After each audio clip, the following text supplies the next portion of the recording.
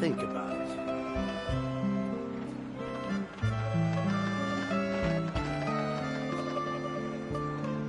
Rebooting.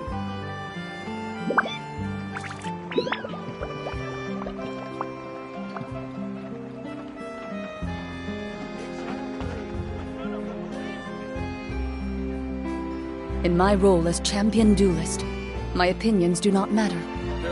For when I draw my blade, I am but an instrument of Fontaine's law.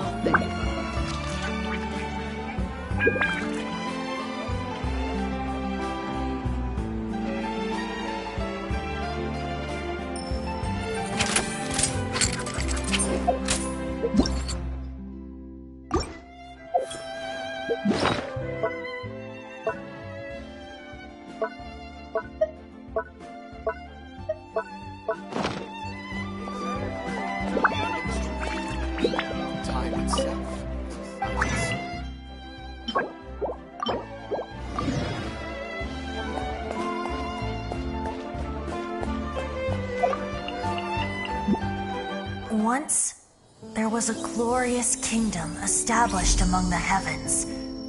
From that kingdom came a crowned heir, tasked with seeking out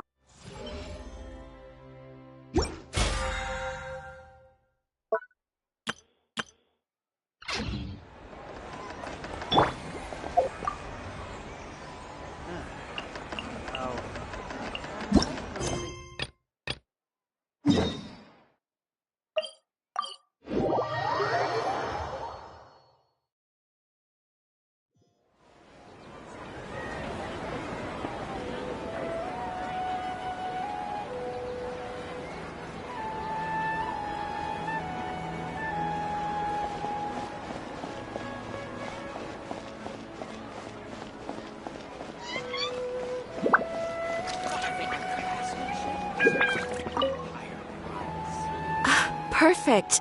It's you two. I have a commission here that has your names written all over it. In fact, I'd even go so far as to say you're the only ones for the job. The only ones for the job? Huh. If our help is really that important, it's probably some Archon class commission, right? The Adventurers Guild doesn't employ that kind of classification system. In fact, this commission is also probably not nearly as intimidating as what you're expecting. All it asks us to do is to find a missing person.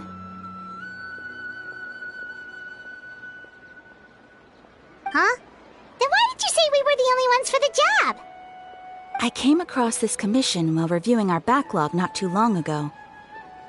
It seems simple, but our records indicate that over a dozen successive efforts to complete it have all ended in failure, despite attempts by several accomplished and renowned adventurers. With the reputation of the Adventurers Guild and the performance of the Sumeru branch at stake, it's in our best interest to assign this commission to the adventurer with the highest completion rate over the past few years. Well, that's us for sure.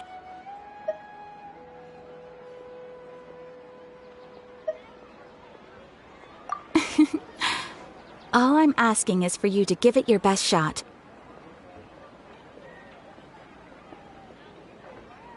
If it proves to be beyond your capabilities as well, I'll talk to the commissioner about canceling the commission. Okay, so who are we looking for? And what is it about this commission that's made it so hard to complete? This commission was jointly issued by the residents of Vimara Village. They say one of their own villagers has gone missing. But the problem is, they don't know the missing person's name. They can only provide information about his general appearance. They're all from the same village, but they don't even know his name? If so many adventurers have failed to complete this commission, maybe this missing villager doesn't exist at all. Could it be some sort of a prank or something? Unlikely. Several villagers came by to issue the commission, and judging by their appearance and tone of voice, they seemed incredibly sincere. It certainly didn't seem like a joke to them. Besides, putting up a commission requires a processing fee. There aren't many upsides to a prank that costs Mora to carry out. In any case, it would probably be best to go to Vimara Village and ask around first. The Adventurers Guild does have some information on hand, but I would say anything you can learn directly from the villagers would be far more reliable. The best way to avoid misdirection is to go to the source. Alright then, let's go! Paimon's starting to get really curious about this whole thing.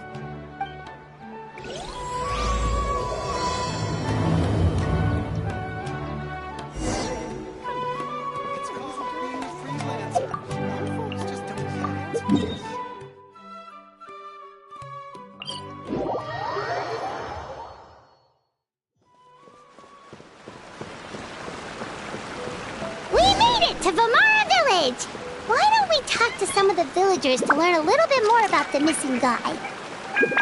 If this commission is really as challenging as Catherine made it out to be, we're gonna need to carry out a very detailed investigation. Hello there. You looking to buy something? I do business in this area. Oh, no, we're adventurers. Catherine sent us to look into a commission here in Vamara Village. Ah, so you're here about that, then. Ah, you're not the first, that's for sure. We've certainly made a lot of trouble for you all. To be honest, we aren't holding out much hope. Many adventurers have made their way out here, confident they'd be able to help us, only to leave soon after with nothing to show for their efforts. We've pretty much had it up to here in questions, and the area around the village has practically been overturned in search of clues. But no one has been able to make any headway. So, this person we're looking for, what's his name? Where did he live? Does he have any relatives? I don't know. I really have no clue. I couldn't tell you. Okay, guess you are really sick of answering questions. I'm sorry, I didn't mean to sound short with you. I was actually just giving you my answer to your questions. I know it may seem like we don't have anything to offer by way of information, but I promise you, we all have a very strong impression of him. When you live in the same village as someone, you develop a lot of memories together, you know? We just don't know the specifics. Maybe we did at one point, but that information is long gone by now. At least that's what everyone in the village seems to think. We've all exchanged what we know, and that was the only logical conclusion. All right, specifics aside then, what kind of person was he? Young guy, in his early 20s probably. Incredibly kind sort of person, always willing to lend a helping hand. I'd chat with him when I didn't have any customers. I even saw him stick out his neck for others on more than one occasion. Very interesting guy, that one. Now that you've started talking about him, you don't seem nearly as down in the dumps as you did before. Seems like he left a pretty good impression on you. But of course, everyone in the village is pretty fond of him. We wouldn't have issued that commission otherwise. There aren't many young people like him nowadays, so genuine and pure. To think that he just up and disappeared one day. I just hope nothing bad happened. Could he have just moved away without telling anyone? No, he's not the type to leave without saying goodbye. And anyway, moving away without being seen by a single person in the village? There's no way he would have been able to manage that. Huh. All right, thanks for the information. We're gonna go ask around some more.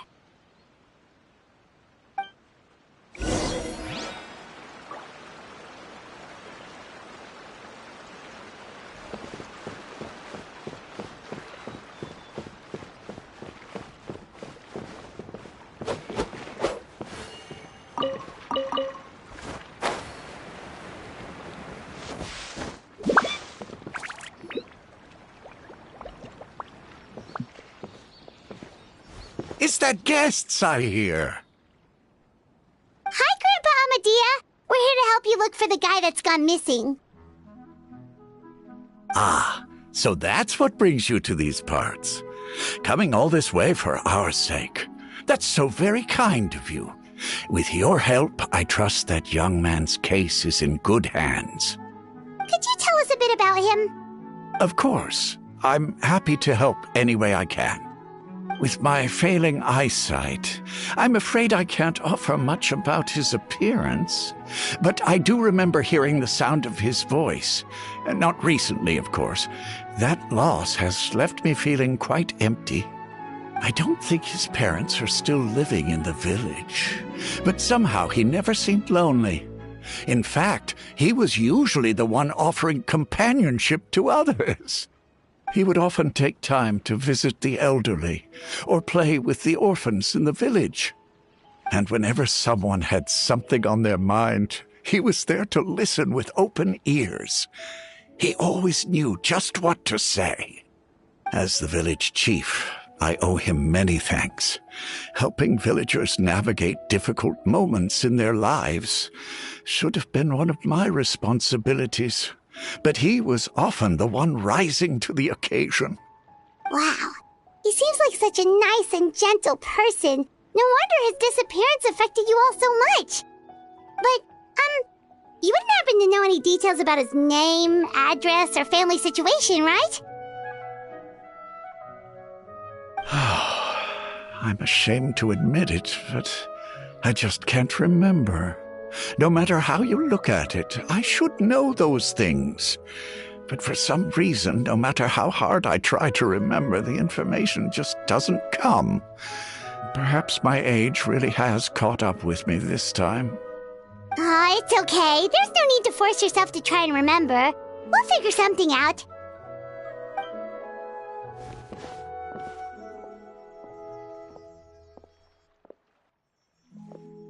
Well, Traveler, what do you think?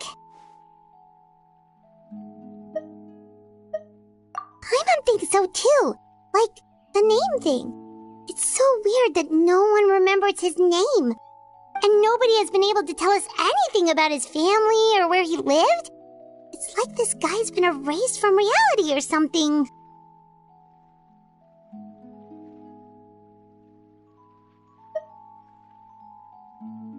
Wait, so you're saying it's not that he's been erased, necessarily, but more like he never existed to begin with?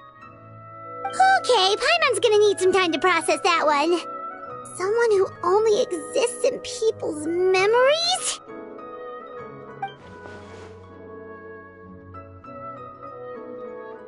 You two are the adventurers who just arrived, right? You're here for the Vamara Village Commission? Yep, sure are. We were just looking into the case. I'm so glad to hear that. Thank goodness you haven't given up. I've been so worried the Adventurers Guild might cancel our commission. My name is Atosa, by the way. I grew up here in Vamara Village. Anyway, I just wanted to say, please keep searching for a missing villager. I'm begging you. You have to find him. Yeah, no need to worry. We'll give it our best shot. So, were you close to the missing villager? Are there any leads you can give us? I'm not sure this counts as a lead, but follow me. There's a place I'd like to show you.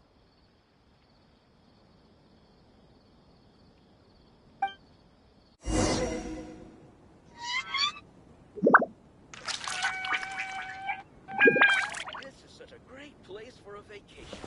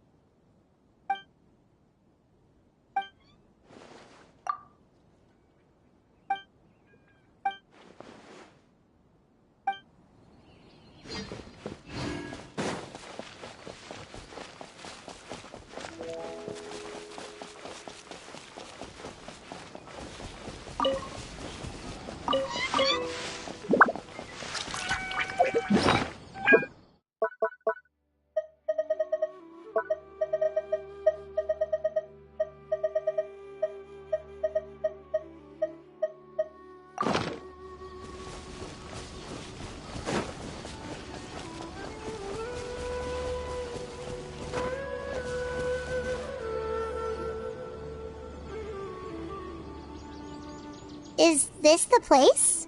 Under this tree? Yep. I know it doesn't look like much, but this place is very meaningful to me. It's so full of memories. We used to always sit together under this tree and talk. Sometimes we would look up at the clouds in the sky, or stop to feel the wind against our skin. We could sit there for hours at a time, never realizing how long it had been. I was actually adopted by the people of Vamara Village. The forest rangers found me in the woods as a child. I was surrounded by such good people, and growing up in the village was so lively. Still, there were times when I couldn't help but feel incredibly alone. Alone? How should I put it? When something's bothering you, or when you have good news to share, you always want to talk about it with somebody. But for the longest time, I didn't know who I could talk to, or if I should say anything at all. Everyone has their own problems to deal with. Even if I might want to confide in others, I don't want to become a burden. Really? You know exactly how I feel? Aww. Wow, that sounds really nice. We're quite lucky. When it comes to our missing villager, well, I guess you could say that to me. He felt like both a family member I could rely on and a friend who could really understand me. No matter what came my way, I knew I could always talk to him.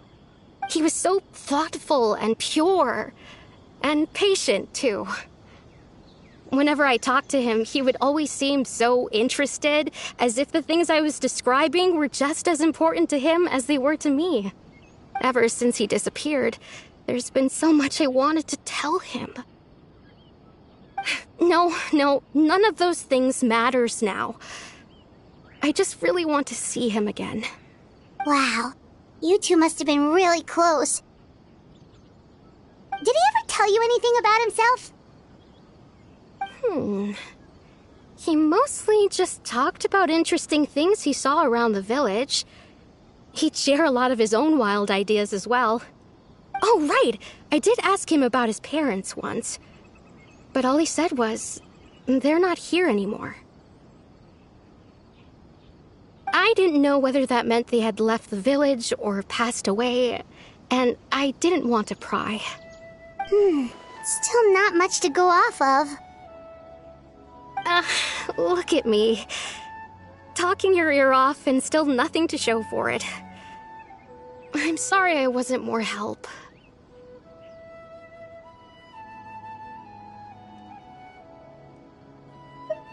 The last time I talked this much in one go was when we were still together.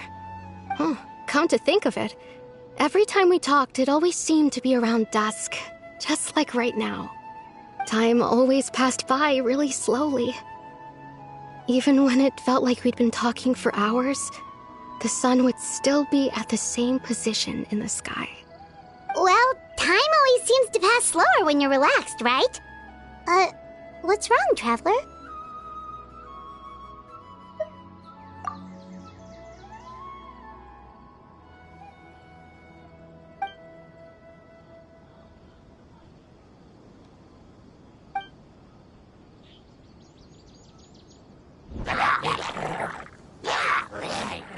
Hey, look at those hilly churls over there. Doesn't it seem like they're acting a little strange?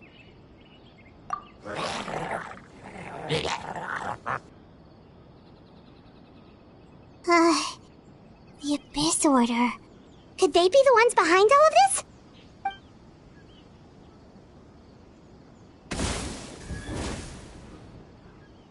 Uh-oh, we've been spotted! Quick, get ready to fight!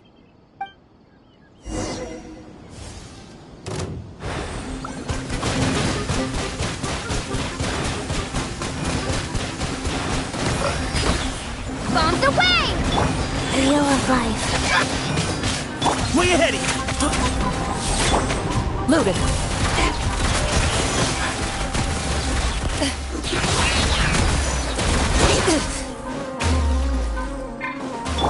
goes on. Grandfather! Sorry. Sacred name, fortune preserver. Hunt them down. Red, the victor is declared.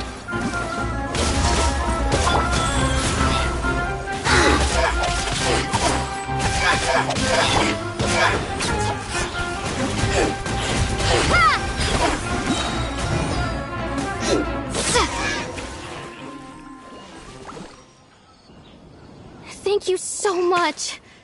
I wasn't expecting monsters to show up. If you hadn't been here, I'm not sure what I would have done. It was no trouble.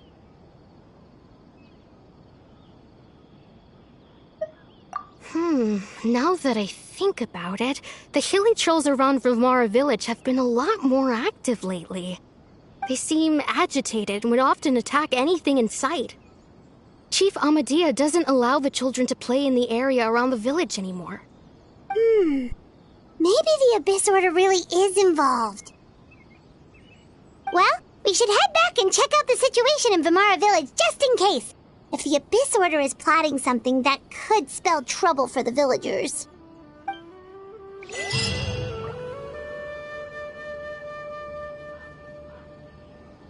Wait a second. That person... It's Dainsleif!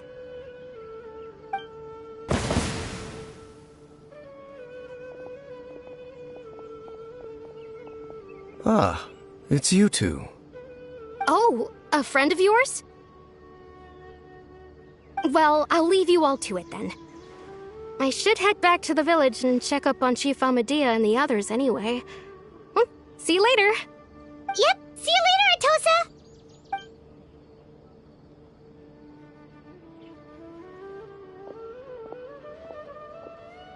Why do you always have to pop up out of nowhere like that? Is it your life's mission to jump scare us or something? It's hardly personal, or intentional for that matter. As long as you and I are both in pursuit of the Abyss Order, we're bound to cross paths. Ah, so you're here to investigate the Abyss Order then. That would explain the monsters you were fighting just now. Naturally. Hold on. Are you not here for the same purpose? No matter. It may have taken you a while to catch on, but I'm sure you've also realized by now that there's something strange about this place. The Abyss Order is most certainly planning something in this area. Or worse, their plan could already be in motion. So you think the Abyss Order is behind the hilly trail activity in the area? As things stand, I highly doubt that is their primary motive. I would imagine the increased hilichurl activity is merely a byproduct of whatever it is they're really trying to accomplish. Still, the hilichurl activity is causing a lot of problems for the people here. We should stick around for a while and protect the village, don't you think? The best way to protect them is by figuring out what the Abyss Order is truly planning. That is how we prevent further tragedy. And you shall have them. I never intended to hide anything from you. Don't worry. There should be ample time to talk.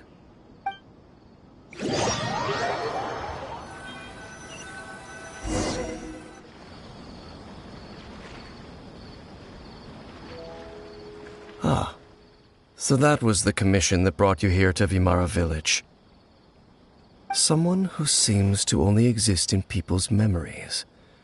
That is indeed quite intriguing. I would agree that it's unlikely you have a simple missing persons case on your hands. However, any possible connection to the Abyss Order is still unclear. It appears all we have by way of clues is increased hilichurl activity, and that is certainly not much to go off of. Right! That mysterious voice she heard in her brother's memory. The one who called himself the Sinner. Who is he?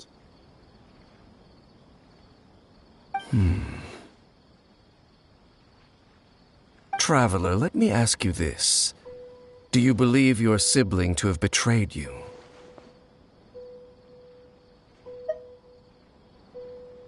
I sense hesitation in your words. After all, you still haven't figured out the whole truth of what happened. There's still hope for the two of you to reconcile. Irreparable damage has not yet been done. The sinner you wish to know about, his situation is different. He and his fellow sinners have long betrayed me, and long betrayed their nation.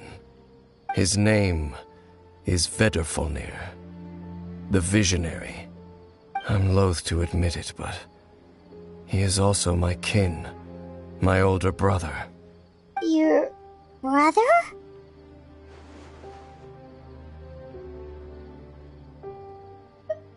There were 5 of them, the 5 sinners of Khaenri'ah.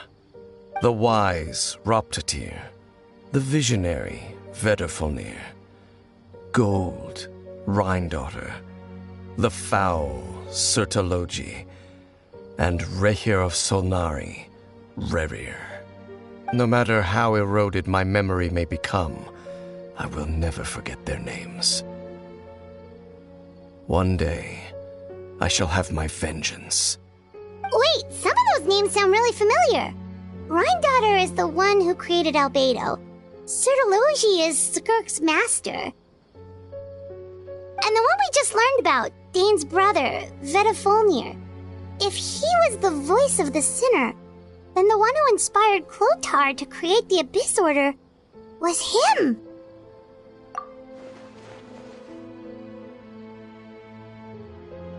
They were once people of great esteem in Khaenri'ah, those who carried the hopes of the nation. They were the best of their peers, outstanding in their respective fields. The 6 of us, together.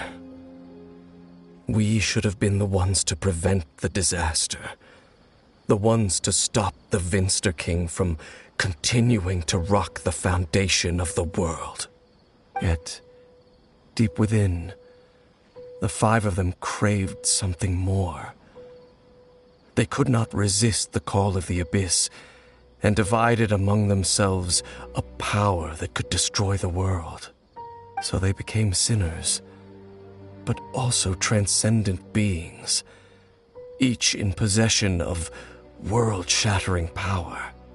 And when the cataclysm occurred, not one of them stood up in defense of their nation. Not one came forward to prevent the tragedy, and for that, they shall never have my forgiveness. Indeed, if they are not stopped, the day is sure to come when they will also betray the entire world. Of course, as I said, I never intended to hide anything from you. So, Dane, what have you been looking into all this time? I've continued to investigate the questions surrounding the Loom of Fate. It's been quite some time since the initial operation was launched. By retrieving the eye of the first field tiller, we were able to stop part of their plan from coming to fruition. Oh, Paimon remembers! Weren't they going to use it to corrupt Osial and make a god or something? Indeed. However, it's obvious that was just some sort of technical experiment. The eye was integral to their plan, yet somehow, despite failing to obtain it, they've skipped the experimental phase and found some other way to keep moving forward. There are many signs pointing to that effect. Then what should we do? It's not too late, is it? Our most pressing concern is to determine the purpose of the Loom of Fate. From there, we'll be able to deduce the Abyss Order's true objective. Based on the intel I've gathered so far, I suspect the Loom of Fate is related to the ley lines in some way. The ley lines? Traveler, you were able to observe your siblings' memories last time, yes? I believe that was due to the fact that the ley lines in that area were unstable. My recent investigation has shown that Abyss Order activity in a particular area is usually followed by a series of issues with the ley lines.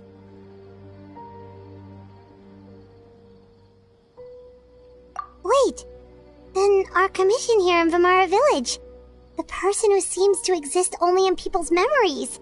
Could it be connected?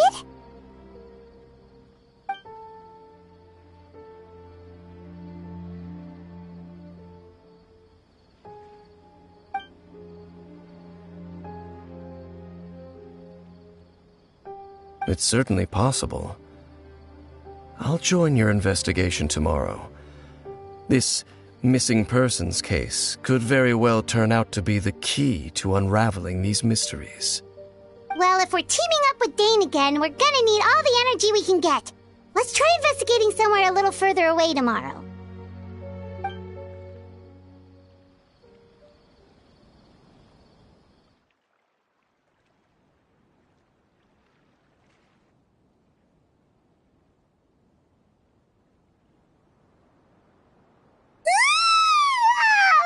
So tired. Paimon used way too much brain juice yesterday. It's all Dane's fault saying all that complicated stuff. Well, let's go find Dane. We've got a lot to do today.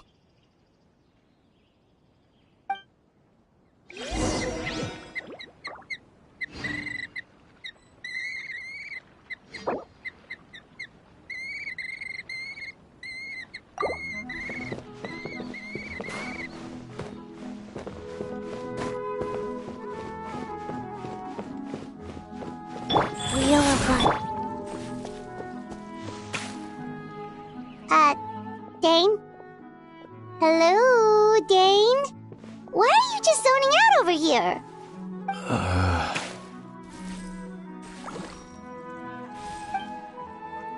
Did something happen? The missing person from your commission. Could you describe them to me? Oh, young guy? Early 20s? Seriously, Dane, what's going on? There appear to be certain memories in my mind that weren't there before. Memories of him. Maybe we just talked too much about him yesterday and you had a weird dream or something? No, it wasn't a dream. They're memories. Memories that suddenly appeared in my mind after I woke up. And I'm certain I've never met this person before.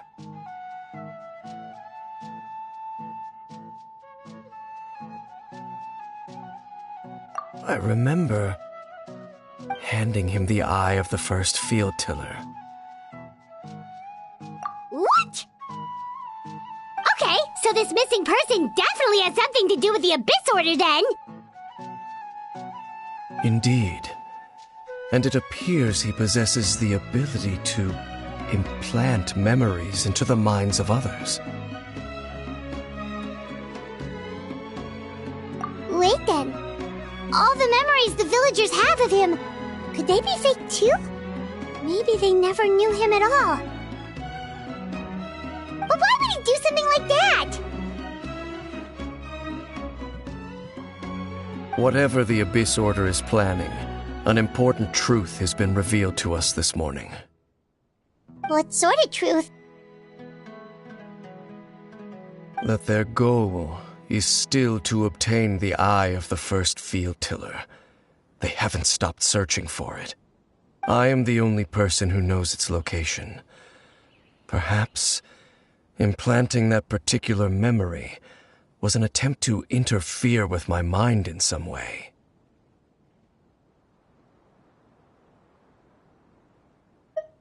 Your concerns are not entirely unfounded. I don't believe the Abyss Order is capable of altering reality like that just yet. However, considering their single-minded pursuit of the Eye, I would say an equal level of caution is in order on our part. Come with me. We must check whether the Eye is still in our possession. Oh, so you're going to take us to where you hid it?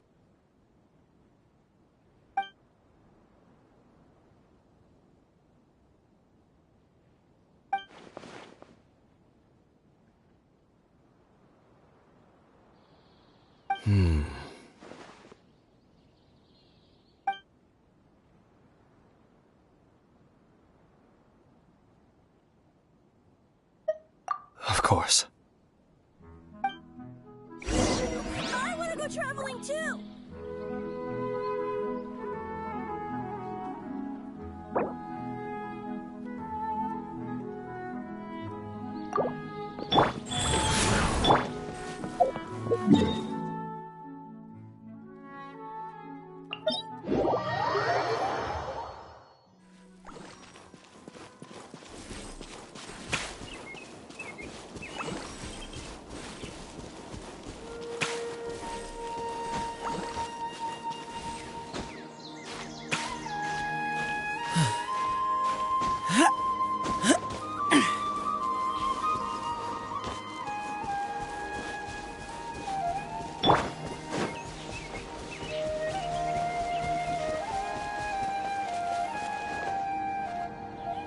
So you hid it way out here?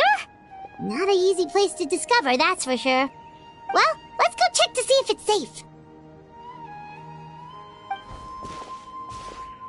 Traveler, wait.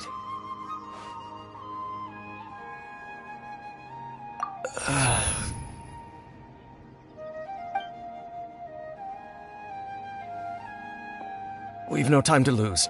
Let's head inside.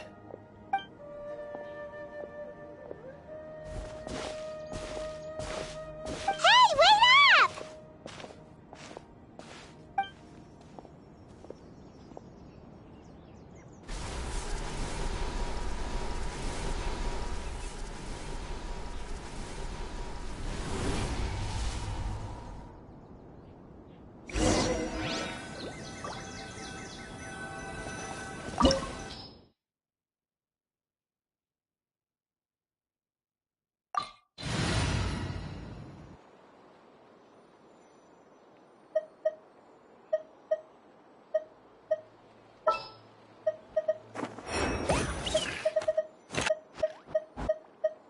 Where are we headed this time?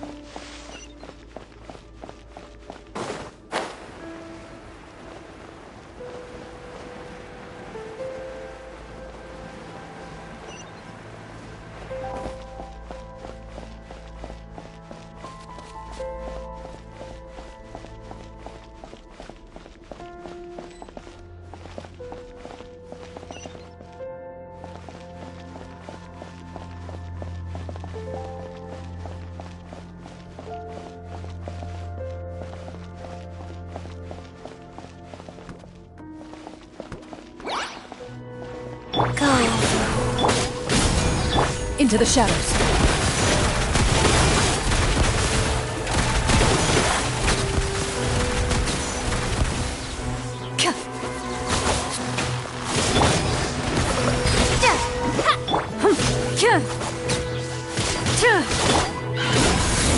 I got you covered! Loaded.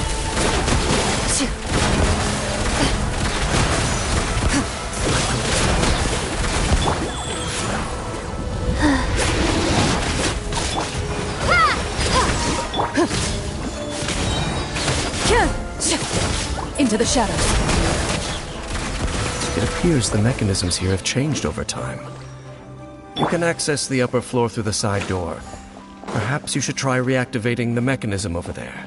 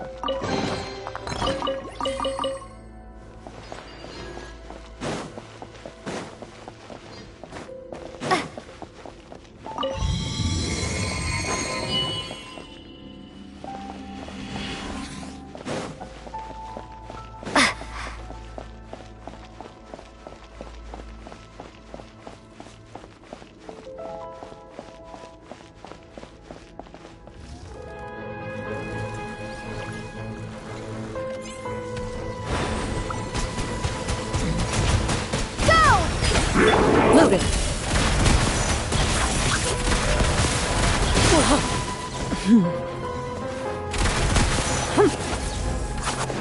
Check this out! Rise. Into the shadows.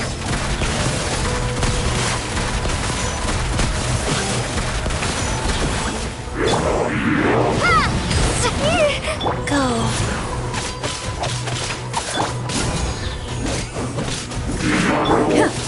Loaded. Where evil lurks, shoot on sight.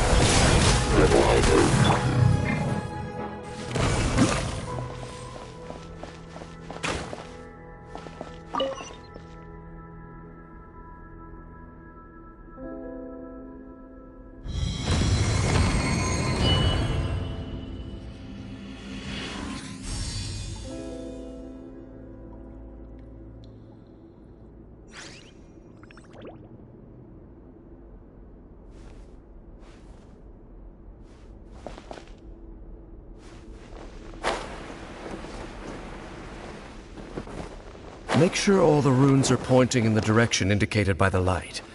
That should unlock the mechanism.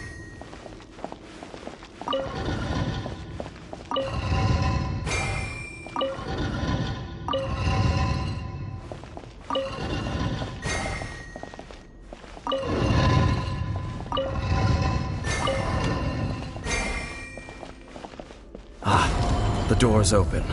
Let's go. Our destination is just up ahead.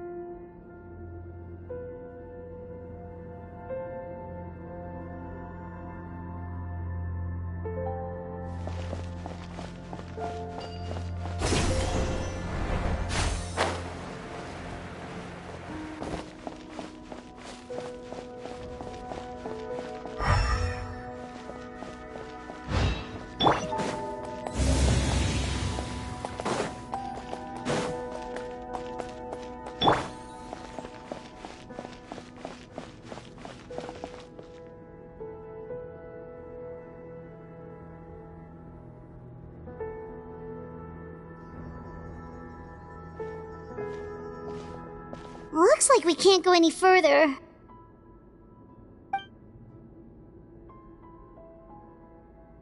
Be on your guard. I sense the presence of the Abyss. It's the Abyss Order! They're here!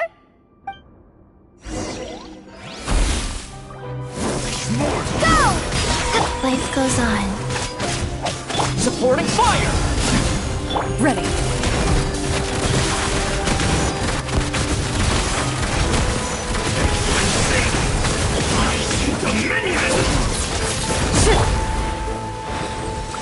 Water jet! Fire it up! Rise.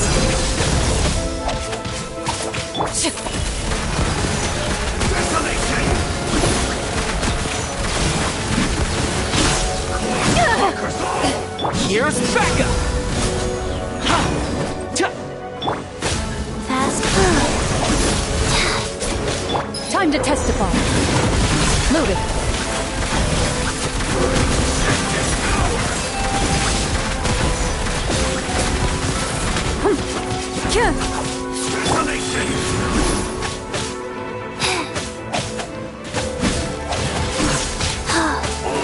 Enough. Loaded.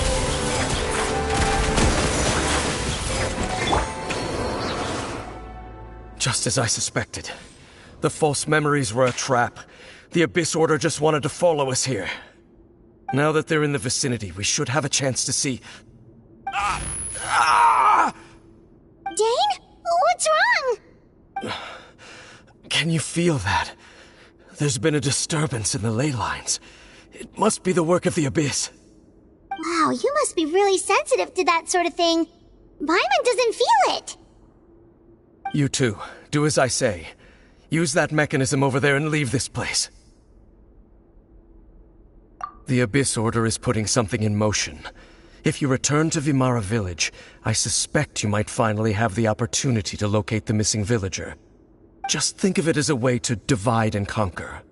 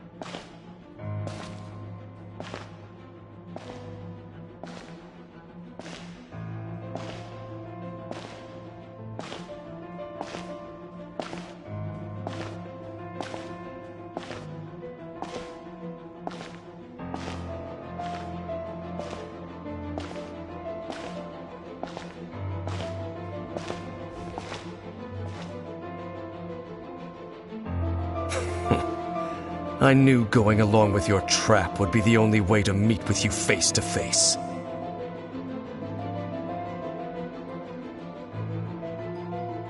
You risked your safety, and that of the Eye.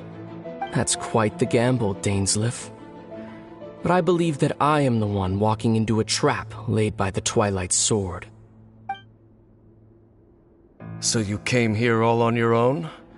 What about those followers of yours? When the Twilight Sword is prepared for battle, any army I could send would only be marching to their doom. Better that I face you alone. I know you must have a lot to say, but if it's a conversation you want, you'll have to defeat me first.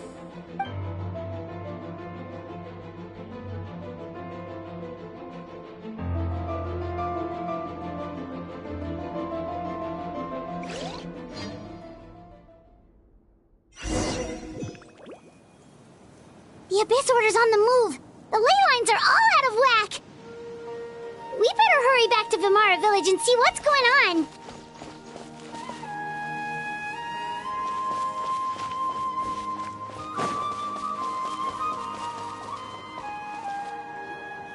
Hey! Look at those hilly trails over there!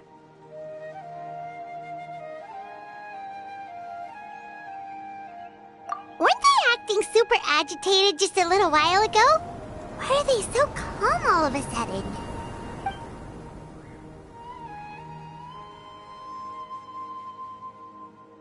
In the New World, they bade farewell to the shrouded sun.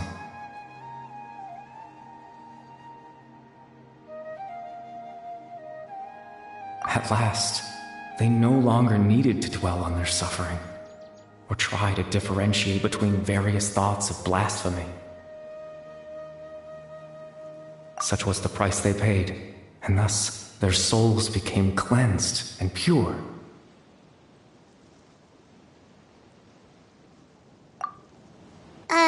Did you hear that? What was that sound just now? It sounded so gentle. Could that voice be comforting the hilly trails in some way?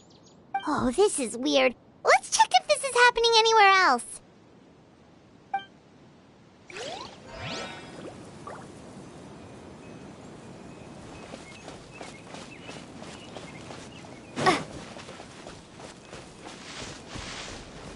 Looks like the same thing is happening over here, too. The hilly trails are calm. You see, we're both still here.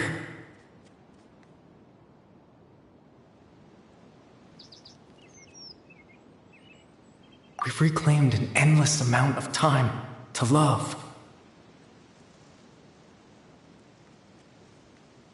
Release your tears. You no longer need to hold back your sorrow.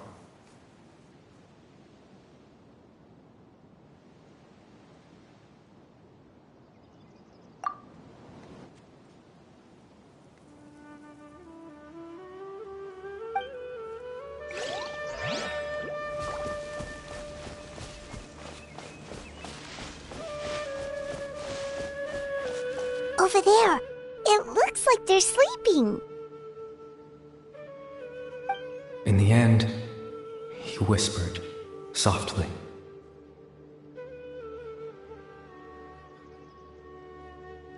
Sleep well, Father. Sleep well, my beloved people.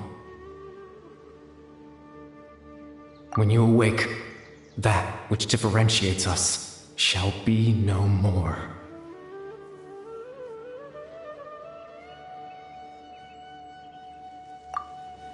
It almost sounds like a poem or some kind of story. Well, now that the Hilichurls have calmed down, Vimara Village should be safe at least. Let's put this situation to the side for now. Dane said this might be our chance to find the missing villager, so we should head back to Vimara Village before it's too late.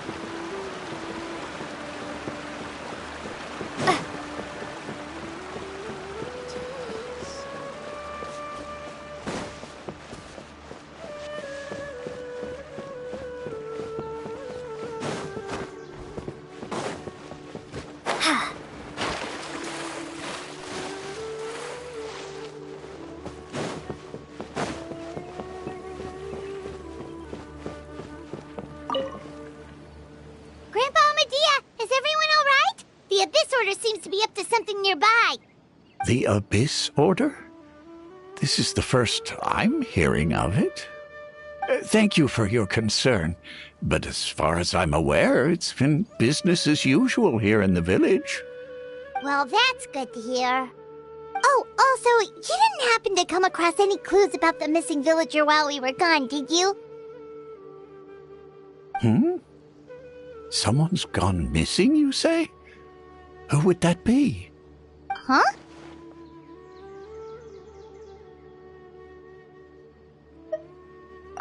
You know, the young guy from Vimara Village. The one you've been looking for all this time. You posted a commission with the Sumeru Adventurers Guild. That's kind of the whole reason we're here, actually. Your missing persons commission. Ah, I do apologize, you two. I hope I'm not worrying you too much. I'm sure it's just my age making me forgetful again. At least right now, I can't seem to recall whatever it is you're referring to. Perhaps you should try asking someone else. But how is that? All right. Thanks for your help, Grandpa Amadia.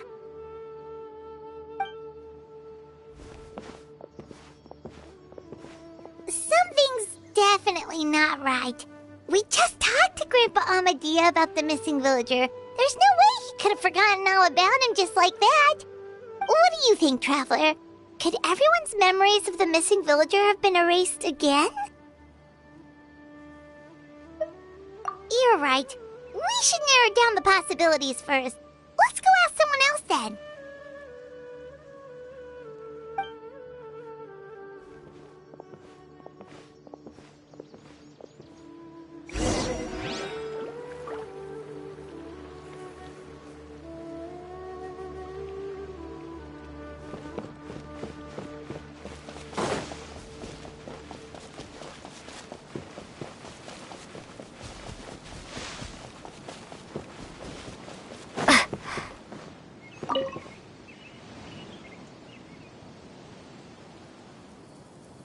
Someone's gone missing? Who? Just as expected. That guy you said a bunch of nice things about earlier? The one you always used to chat with. He's around 20 years old, and you said he was a kind, warm-hearted person? Oh, I know who you're talking about. Really? You remember? There aren't many young people who've earned that kind of praise from me. If you're certain that's what I said, then there's only one person who fits the bill. No doubt about it. But Why'd you say he's gone missing? Yeah, I just saw him leave the village. There was someone else with him, too. They couldn't have gone far.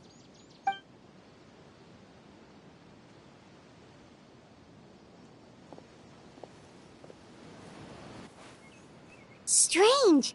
Bayram seems to remember him. And apparently he just saw him? Do you think maybe it's not that there's something wrong with people's memories, but that we've somehow returned to a time before he went missing?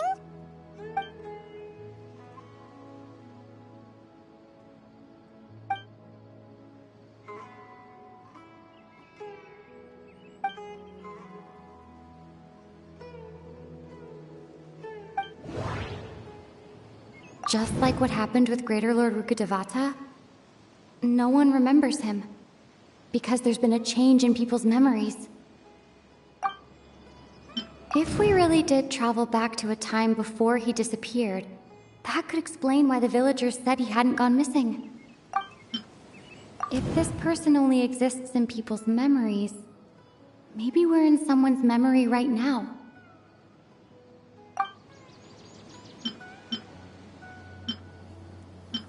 Right! Paimon totally forgot about the leyline disturbances.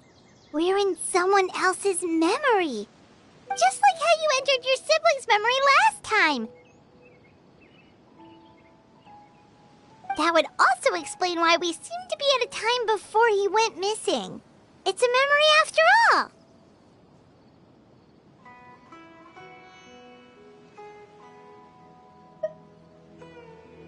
Right. If he's someone who only exists in people's memories, then we're finally on the same turf. But didn't Bayron just say that he saw him leave the village with someone? Where should we go look for him? Who knows how long this ley line disturbance is gonna last? We might not have that much time, and we don't even know whose memory this is. Good idea! That'll help us narrow things down. We pretty much figured out that the missing villager has the ability to... Right! That! Could we try to figure out more about him using what we know of his ability? Like, does it maybe leave a trace that would somehow give him away?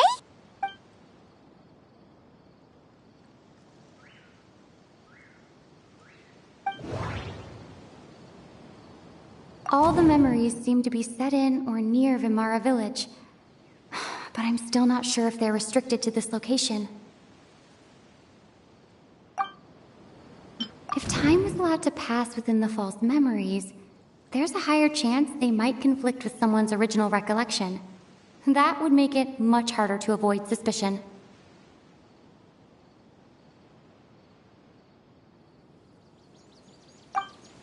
There's a difference between memories that arise from lived experiences and those that are implanted into the mind.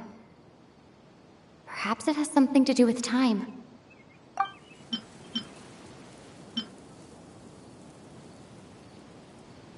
No wonder! All this time and the sky hasn't changed a bit! That must mean time isn't passing! That's the tell of the fake memories! The implanted memories are basically taking place outside of the regular 24 hours of the day. If the memories included the regular passage of time, it would be easy for people to tell that something was off. Like there could be overlap or something. People might start to wonder why they remember doing two different things at the same time of day. That's why he makes sure the memories take place at a specific moment in time rather than over a period of time.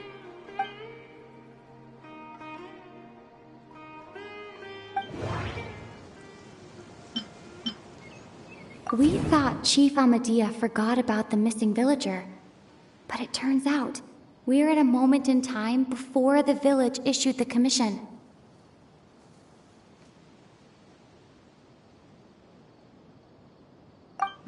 The color of the sky coincides with the moment in time she described. Dainsleif had memories implanted into his mind. Could it be that it's happened more than once? Oh, right! That's exactly what Atosa described!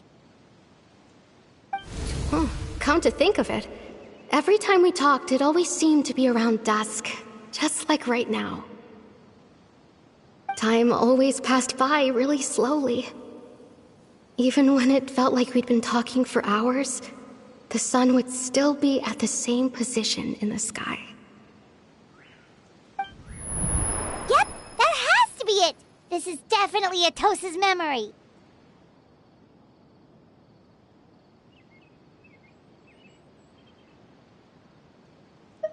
Yeah, that's where they'll be!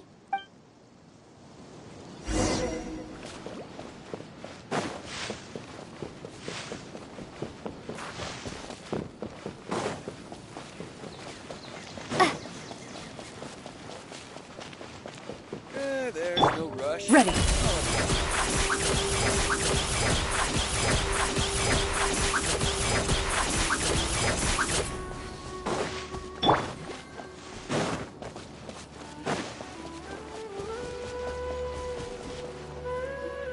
So, you see, Granny Jahiet was a mercenary when she was younger. She just talks like that out of habit. She's not trying to scare the children on purpose. Oh, there I go again. Always talking about my own things. Do you maybe have anything you want to share? It's okay if you don't. You could also just talk about what you think of me? Oh, I think you're an incredibly strong and thoughtful young woman. You'll meet many amazing people and live a very happy life. You won't miss someone like me. Huh? Are those your friends over there?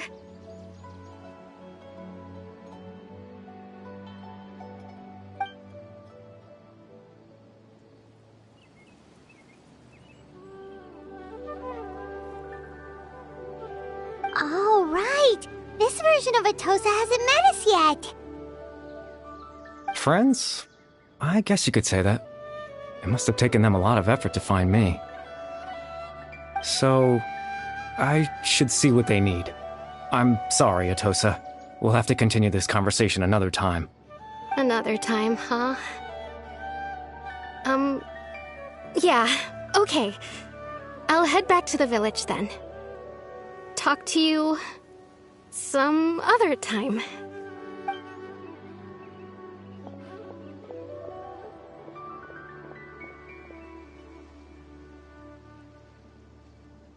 It's nice to see you, Traveler. I believe this is the first time we've met.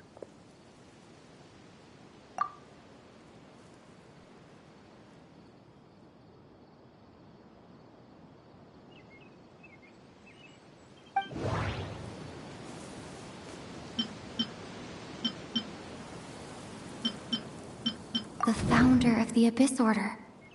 The man who broke the curse of immortality. Born into abject sorrow, he shall now become the Loom of Fate. Dane's brother, one of the 5 sinners of Conria. The one who stole the power of the Abyss. You're Caribert Alberic. Oh. You know me? That's quite the surprise. I don't believe I've met you before. Oh, I see. It was the memory, wasn't it? Your sibling's memory. You saw the me from back then. This is Atosa's memory. I came here to say goodbye to her. But I suppose I'll just leave her a message instead. Come, let's find somewhere else to talk.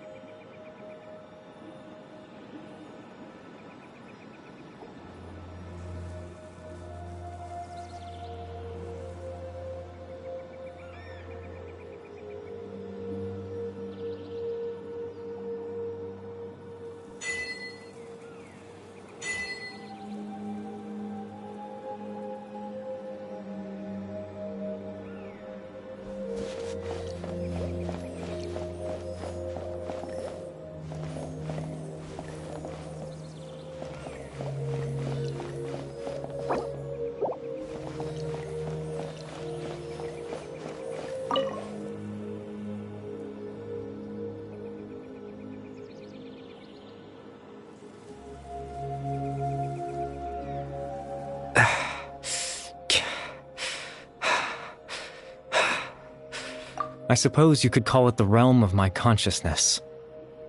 I'm someone who no longer exists in the real world, after all, as you well know. It's nothing. I still have enough strength to play the part of a good host. I've always hoped that I'd get the chance to talk to you like this, and now, the time has finally arrived.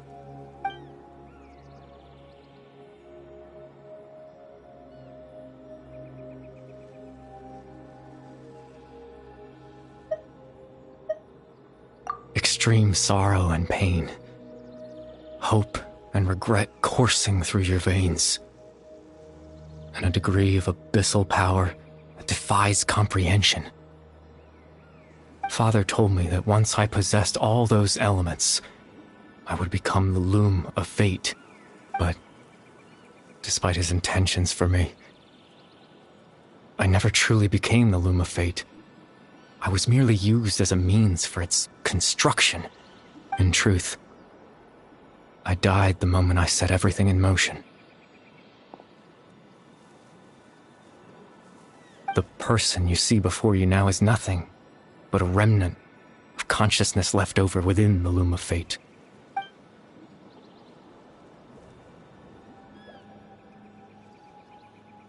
As for your question, the loom of fate is a device capable of weaving ley lines. In its primitive form, it can only be used to create and implant memories. But as more of it is completed, its power becomes stronger and stronger, until finally, it has the power to weave real ley lines of its own.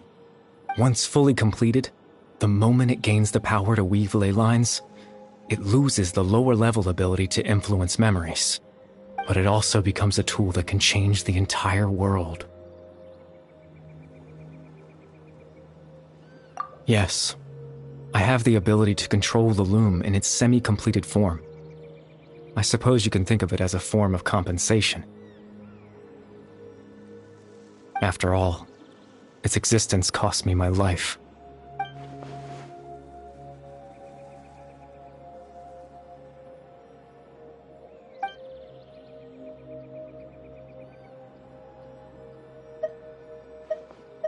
Ah, that.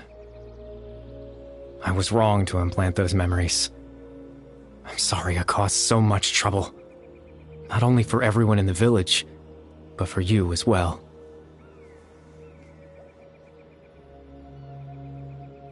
I just wanted them to feel like I once existed in this world.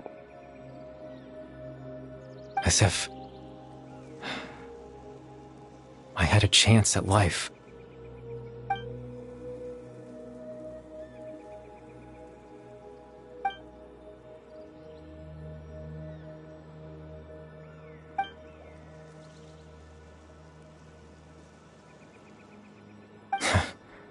I know what you must be thinking. Why would I do something so meaningless?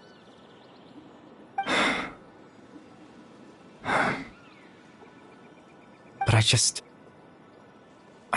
couldn't accept it. I had to know what it would be like if I had my own life. What kind of person I would be. What other people would think of me.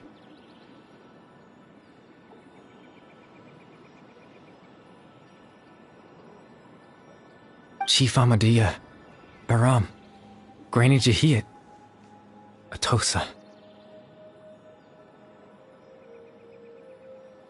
What would it be like if I could live alongside them?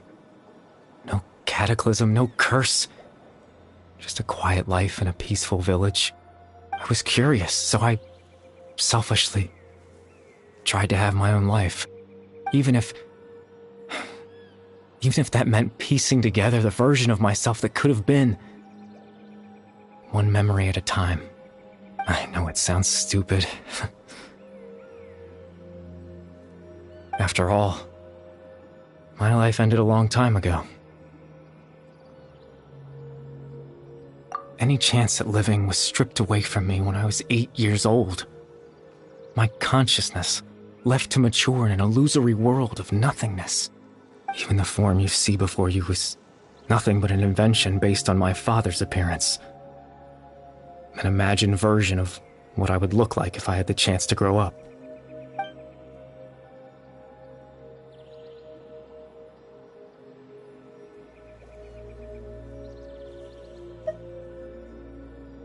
I know. But there's nothing I can do to make them find me. If I could exist in the real world, I would return without a second thought and surprise them with the suddenness of it all. But, well, that's not possible for me.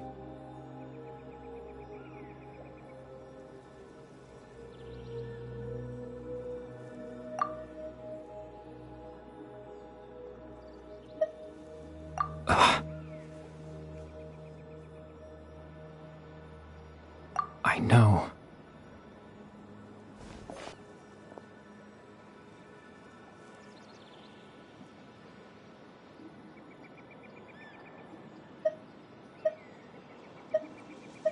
Captain Dainsleif. Twilight Sword, you mean? No need to meet up with him. Things should already be settled on his end. Exactly. As someone who could only exist in people's memories, the fact that I'm able to talk to you in my consciousness like this can only mean one thing. The Loom of Fate has already been completed.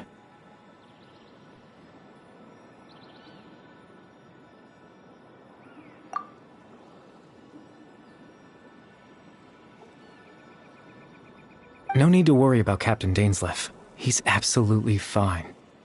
The only reason he lost the eye was because I happened to guess exactly what he was planning. Captain Dainsleif has had the eye inside his body this whole time, hasn't he? His plan was to lure the Abyss Order to a false location, capitalizing on their pursuit of the eye in order to have the chance to confront the prince. He would then hand the eye to you and tell you to take it away from that location. That way, Captain Dainsleif could accomplish his own goal and ensure the safety of the eye all at once. A very thorough plan. That's right, because in his mind, he had given it to you already.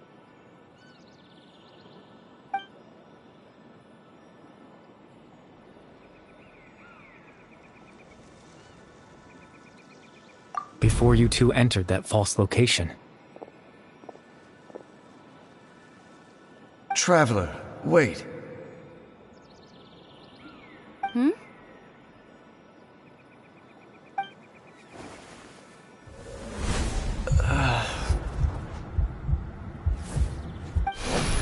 We've no time to lose. Let's head inside.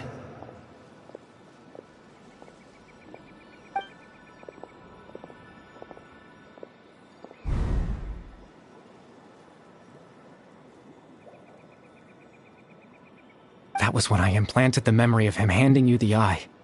Given the tense situation at that time, Captain Dainsleif failed to notice anything out of the ordinary, and took that memory to be real. I'm sorry, Traveler, but I needed the Loom of Fate to be completed.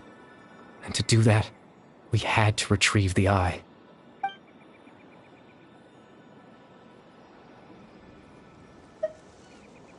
I promise I'm not trying to conceal anything from you, but I truly have no idea what the prince is planning.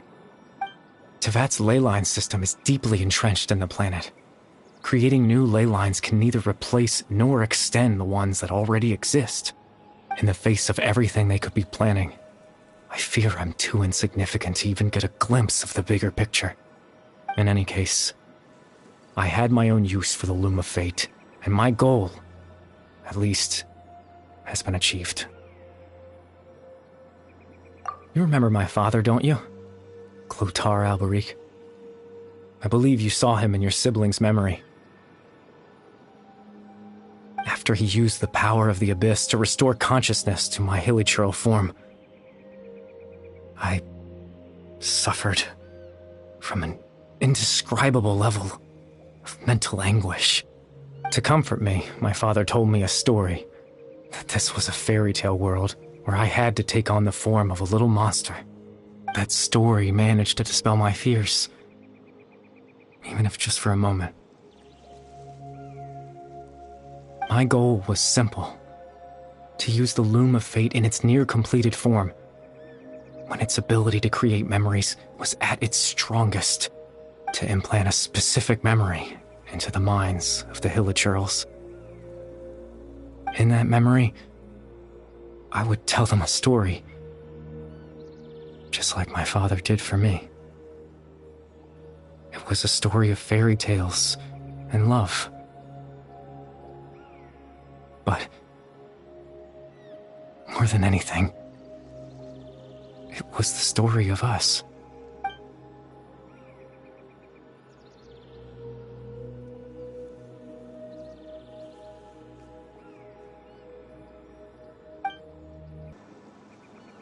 I can't change the world. Not when I lost the very right to exist within it. Implanting those memories, that was the most worthwhile thing I could offer. All that's left of my existence is a wisp of residual consciousness tied to the loom of fate. A trace of my consciousness should have dissipated long ago. My goal was the one thing that allowed me to hold on all this time. But now, the bedtime story is finished. And it's finally time to rest.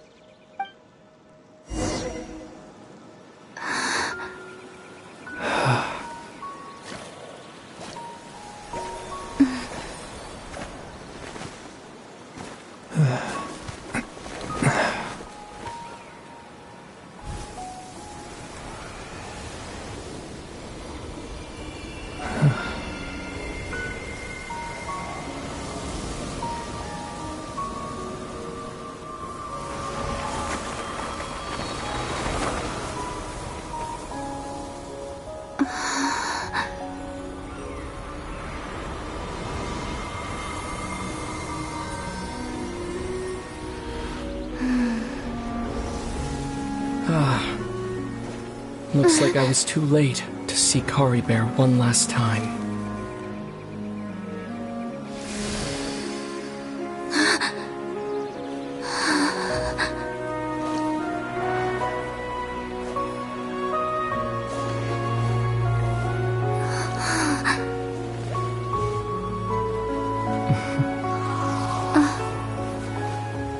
Clorinde's consciousness is gone, and this space will soon disappear along with it. Neither of us belongs here. That's why we're not tangible. Were that not the case, I'd love to hug you too. Well, how about a conversation?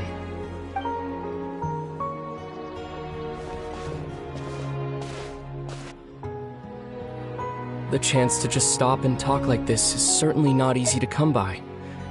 Wouldn't you agree? That battle earlier was tough. The one against Dane, I mean. I didn't expect that after everything, he would still hesitate to raise his sword against me. Were it not for that, perhaps I'd still be no match for the Twilight Sword. Even after 500 years. The Loom of Fate, huh? I still haven't found a way to utilize it to its full potential. But there's still time. Before the heavenly principles awaken. Yes, for 500 years now, ever since the cataclysm in Conria, there's been no sign of activity. Not long ago, you witnessed the Hydro Archon destroy her divine throne, yes? Such a flagrant disregard for the rules, and still Celestia took no action. I suppose that's proof enough of the Heavenly Principles situation. However, the Heavenly Principles will awaken. We just don't know when that will be, or what might trigger it. You could say that. Just look at Clorinde. He was so pure and single-minded. The space we now find ourselves is a perfect representation of who he was. Quiet and peaceful. Even as a hilly churl, seeing the terrible sight within the mirror wasn't enough to taint his spirit. He brought comfort to the people of this world, even though he was denied the very right to be a part of it. So ask yourself this. Who was it that deprived him of that right to exist? Of course, that's only one example. My feelings about the heavenly principles are too complicated to explain in just a few words.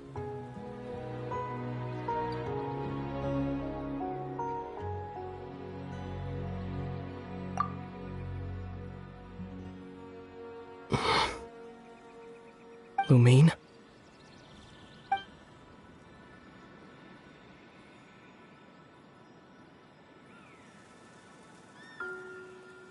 You're the only one in this world who calls me that.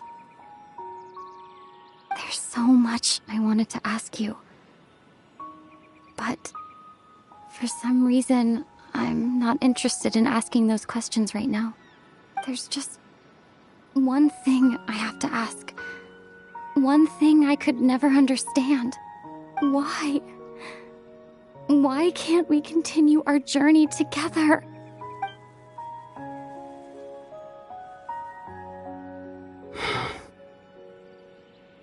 At the end of my journey, I arrived at a place known as the Sea of Flowers at the end. Do you remember? A long time ago, when we traveled between worlds together. You told me. You wanted to find a... And as I continue to seek that final answer, I don't even know how to face myself sometimes. Let alone my own sister. What's going on? This space has lost its tether. I doubt it'll be able to exist much longer. In fact, aside from our ability to physically interact with each other, there's something else you should know about this space. With Kari Bear gone, we won't be able to remember anything that happened here. Everything in this space will be wiped from existence, including all memory of our reunion. You're only telling me this now?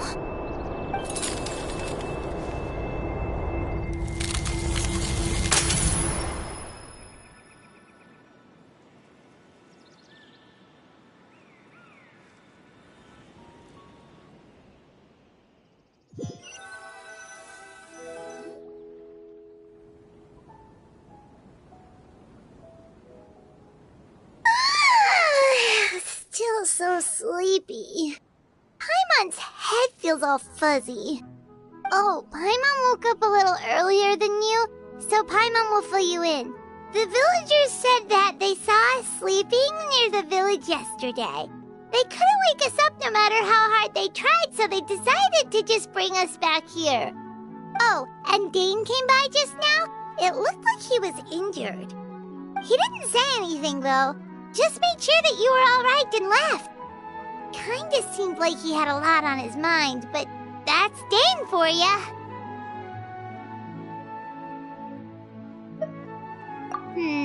Let's think for a second.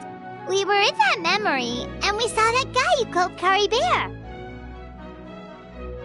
He was the missing villager that we've been trying to find, right? And after that, Paimon doesn't remember what happened.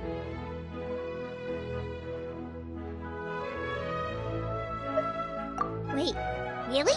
What a score!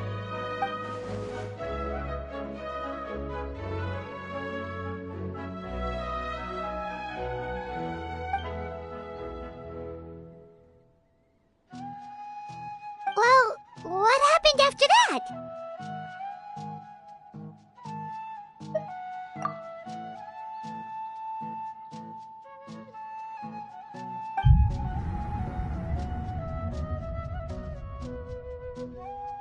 Ah, there you are.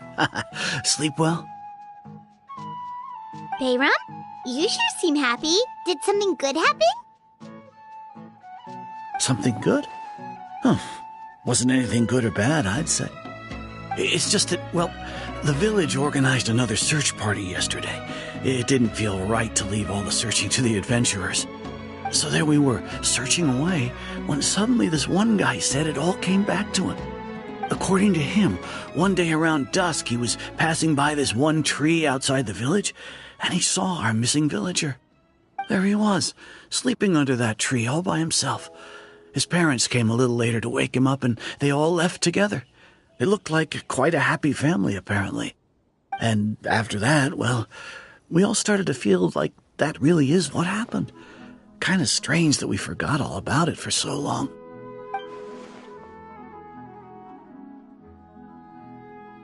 Oh, and we also remembered his name, Curry Bear.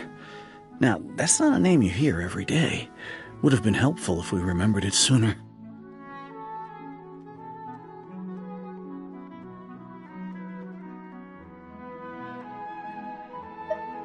Well, I hope he's happy wherever he is, and we're all relieved now that we know what happened. Seems like everyone thinks Curry Bear left the village. That's probably for the best. At least they have some sort of explanation now.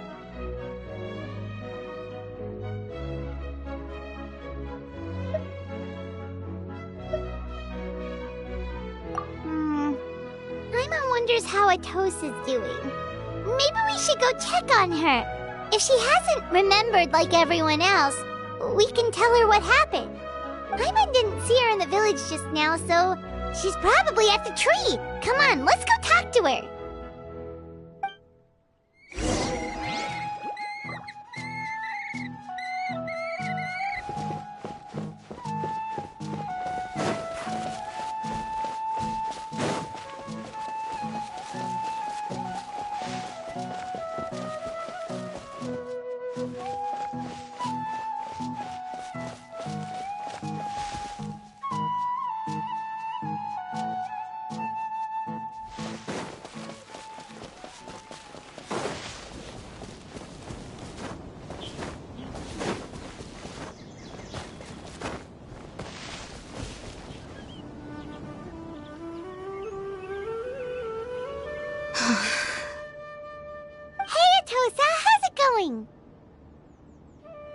Oh, it's you two. I was just about to go looking for you. I wanted to thank you. I was part of the search party, so I remember what happened to Curry Bear now. Honestly, I just can't believe I forgot something so important.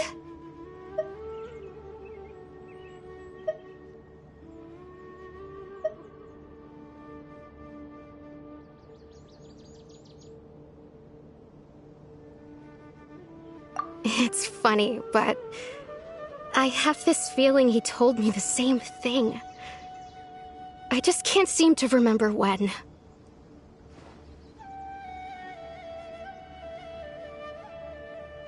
I guess it doesn't really matter anyway. Life is made up of a series of memories. As long as I hold on to our time together, he'll always be a part of my life. I'm just happy I got to meet him. So, who cares what happens in the future, right?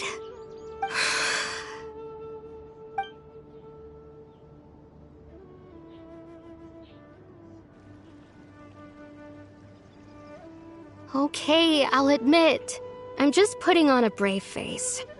I was dumped, wasn't I? Otherwise, why would he just leave like that without saying goodbye?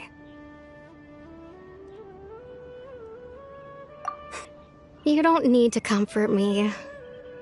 I'll be okay.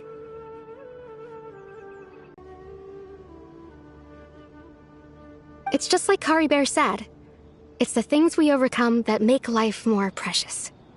And you know, if he has a heart, maybe he'll come back and see me one day. Anyway, thanks for all your hard work, you two. I promised I'd help Granny Jahiet with something, so I should head back. Goodbye. Well, that should be it, right? Everyone's lives can go back to normal now. Oh, right! Weren't you about to tell Paimon what happened after your conversation with Curry Bear?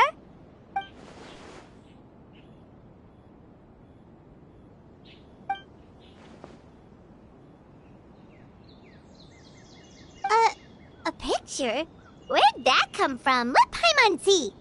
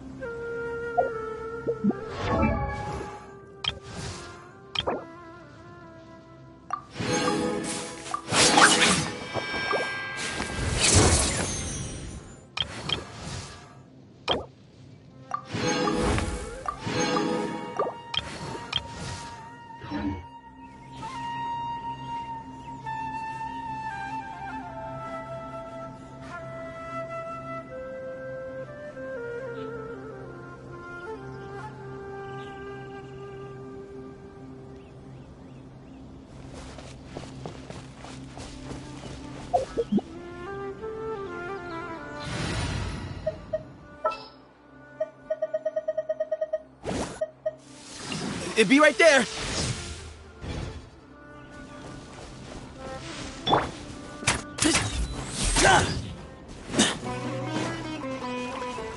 Into the shadows.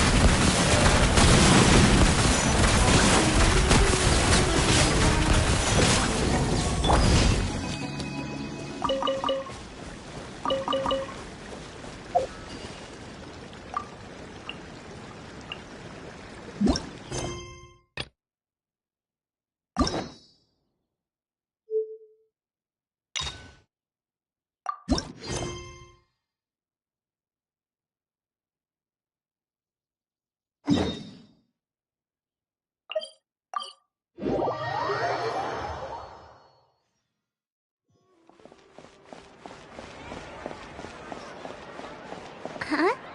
Do you also see Navia and Clorinde over there? They look like they might have run into some kind of trouble. Let's go check out what's going on!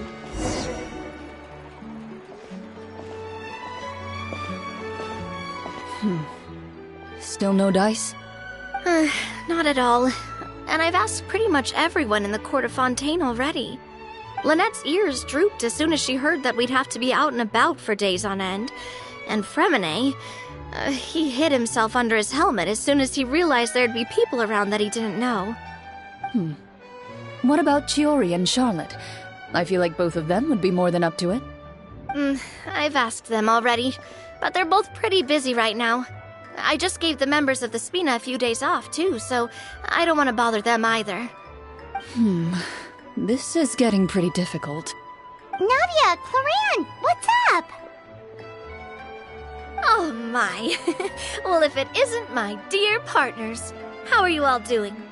Huh. Navia? Huh? Oh, you mean... Yep, this is our chance.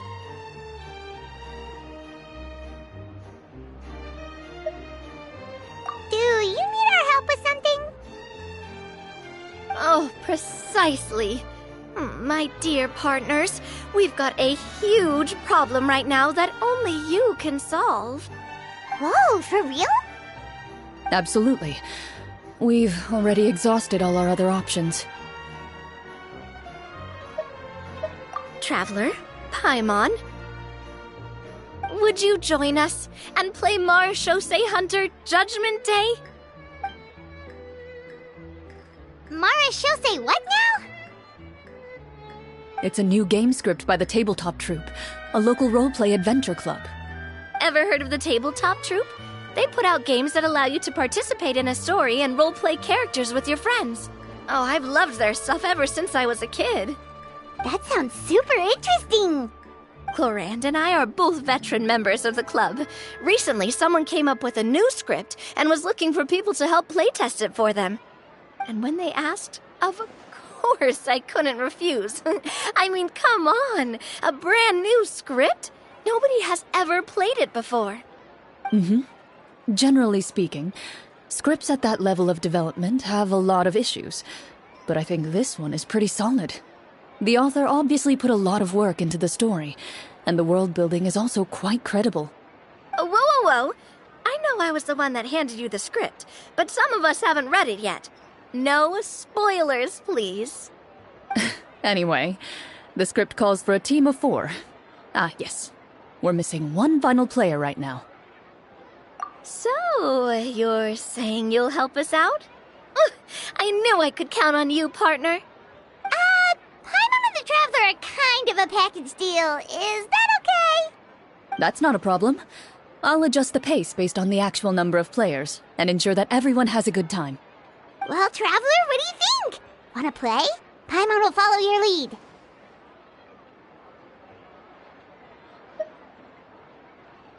Well, that solves our problem. You have our thanks. Woohoo! I'll go grab the script manager from the club right away. The script manager? Didn't you just say that you gave Clorinde the script? The club introduced a completely new kind of gameplay for the script. In this iteration, the Game Master's version of the script is incomplete. The script manager provides the next part of the script only after players have completed the current list of objectives. On top of that, in order to increase player immersion, The club has created some of the story's sets and scenes in real life. We'll only know where we should go once the script manager reveals the starting location. Wow, you're right! Whoever wrote this script really did put in a lot of work. And it's got a real healthy amount of suspense, right? I mean, even the GM doesn't know how the story will end. I look forward to experiencing it with you all. Why don't you go meet up with the others first? They should all be waiting at Chioria Boutique. I'll come over with the script manager as soon as I find them. Sounds good. Remember to always watch where you're going, and don't rush. Oh, you say that like I'm 6 years old or something. Let me think. What kind of character should I play this time? I just hope you'll pick up some useful skills this time. Oh, and stop trying to persuade every animal you come across.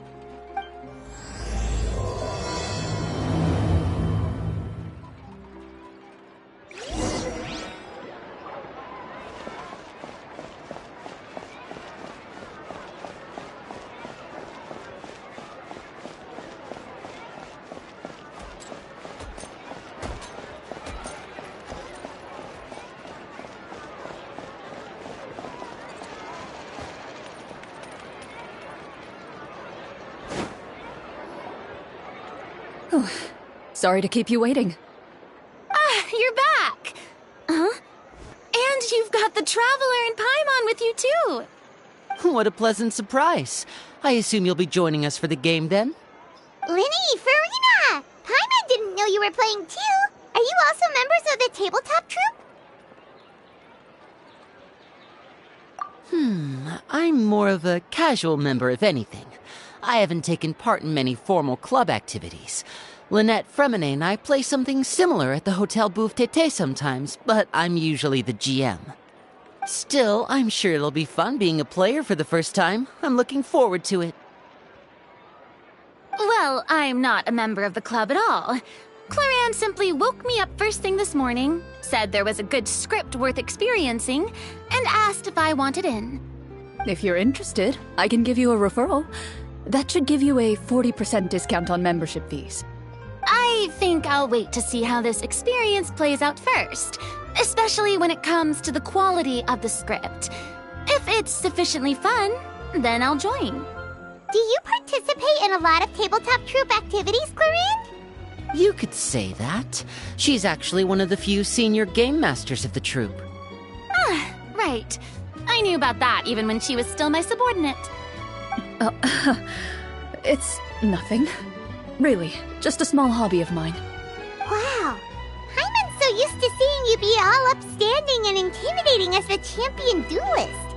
It's kind of hard to imagine you role-playing with a bunch of friends.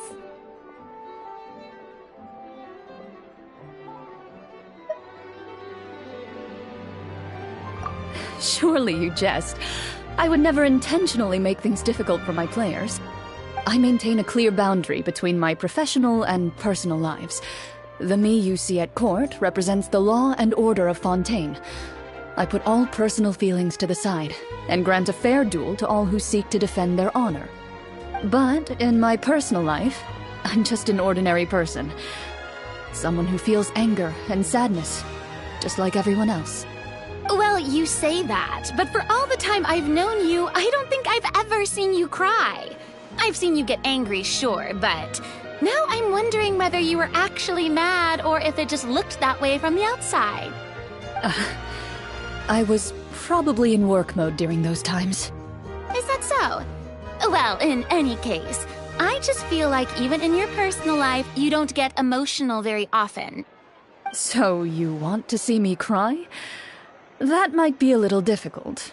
A show of anger, though, that might be something I could accomplish. No, that's not what I meant.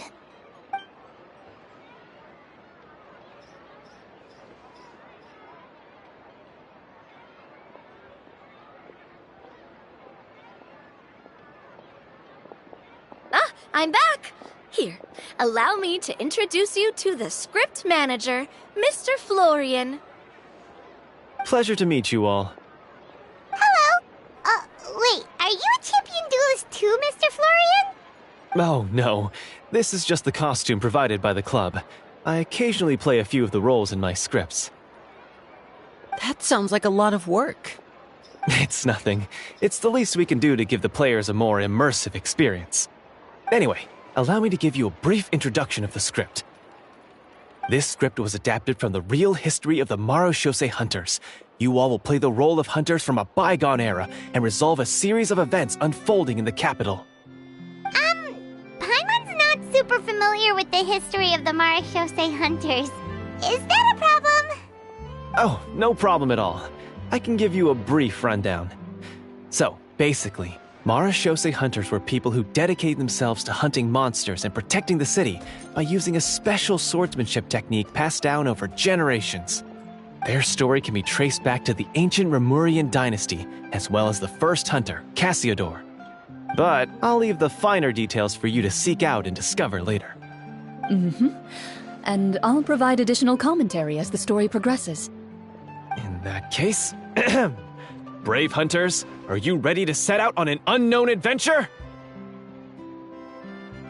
Whoa, just one sentence and it's like we're in the story already! Aha, I see many a determined gaze before me. Very well, head over to this location and begin your heroic journey. So, as we follow the story, it leads us to specific scenes? Ooh, sounds pretty innovative. What does the message in the envelope say? It's the exact location of the scene, as well as the formal permission to use the venue. Seems like they have everything prepared. Please check all your belongings, everyone, and make sure you haven't forgotten anything. Once you're ready, please follow me to the designated location. Sounds good! Hunter Squad, move out!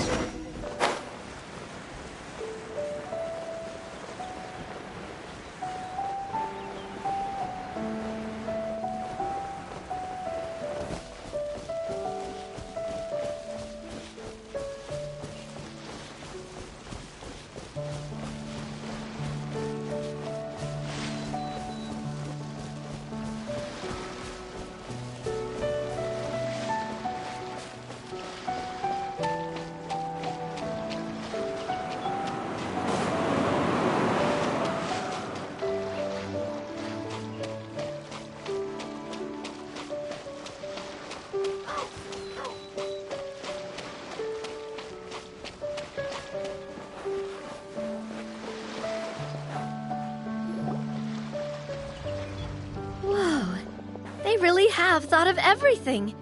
Even the phaetometer is here and ready to go for us. The phaetometer? What's that?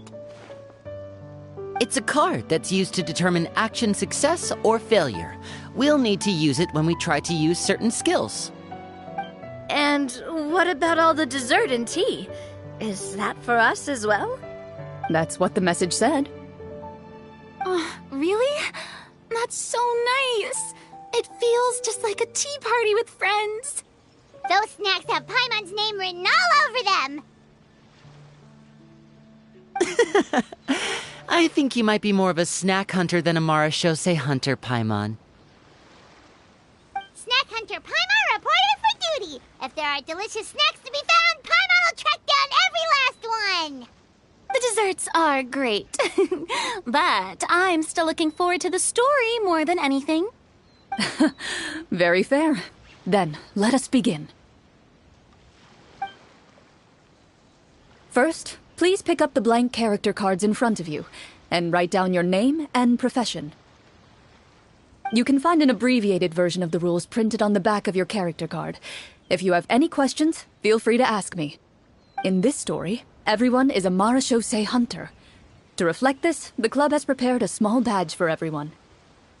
Ooh, nice! As hunters, you have proficiency in swordsmanship and fighting by default. so there's no need to allocate any additional skill points to those areas. Swordsmanship? So there's a fighting part to all of this? Paimon's not sure she can do all that on her own. Maybe Paimon can just stick with you? Why don't you share a character card then? The Traveler will be the Marachose Hunter, and you can be her little floating assistant. Kinda like in real life. So, for the name, do I fill it out with the name of my character? Yep. It can be any name you like. You can use your real name too if you want. I do that whenever I get too lazy to think of a new name. Oh, so it would be like experiencing a different life, but still as yourself. That's not a bad idea. In that case, I think I'll continue to use the name Linny then. Next up is the skill sheet. You have a limited amount of skill points that you can use to learn a number of skills. The more points you invest in a particular skill, the easier it will be to pass associated checks. I'll take Persuasion and Investigation. Those are must-haves when it comes to missions like these. Oh, those skills sound like they'd be useful for gathering intelligence. Good idea, Navia. Just as expected of a veteran player. So should we also take those skills then? Not necessarily. Since we're working together as a team, we could leave the negotiations to Navia and use our skill points to pick up other useful skills. For example, I think I'll take Stealth and Sleight of Hand. That will give us more options if we run into any situations we can't negotiate our way out of. Oh, interesting. I wasn't thinking about it like that. I suppose it's not so different from an acting troupe. Everyone has their own role to play. Let me see. I'll take arts and performance. I'm not quite sure what use they'll be, but I'm not as knowledgeable about the other skills, and I am not too confident I'd be able to roleplay them well. Well, that leaves us. What do you want to learn, Traveler?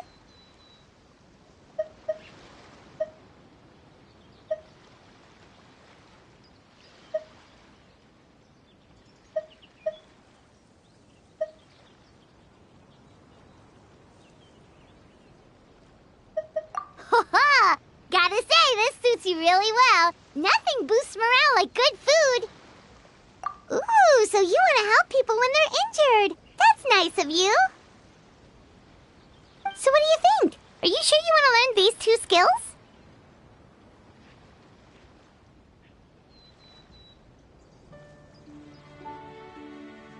Sure, what do you want to learn? Ha! Gotta say, this suit... Oh, something that'll help you get a read on other people's thoughts. Sounds useful. So what do you think? Are you sure you want to learn these 2 skills? Let's see. Oh, looks like you each have enough points to choose one final skill.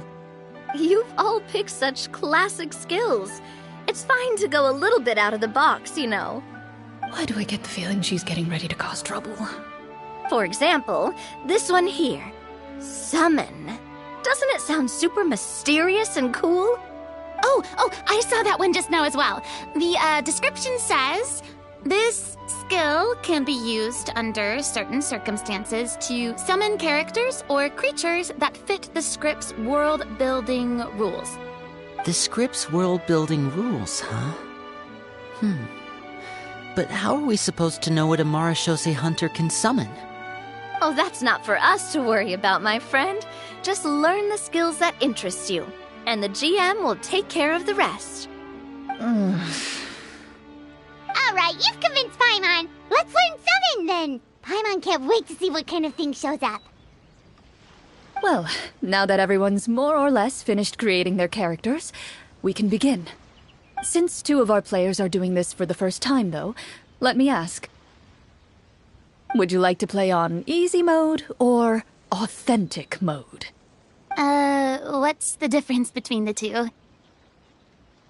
Well, in role-playing games, the story sometimes changes based on the decisions of the players and the results of the Fatometer. For example, if you fail a check, That means you cannot use the target skill in that scenario. A critical failure may even result in further negative consequences. If you choose to play in authentic mode, every time you elect to use a skill, you'll need to use the phaetometer to see whether you succeed or fail, and face any consequences that may follow. If you choose easy mode instead, every check will be successful by default, and you won't have to worry about luck playing a factor.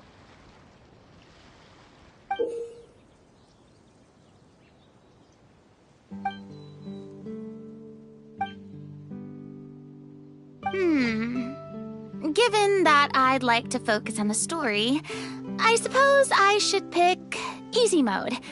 I'd feel bad if I brought the team down by failing my checks. Huh? Oh, come on.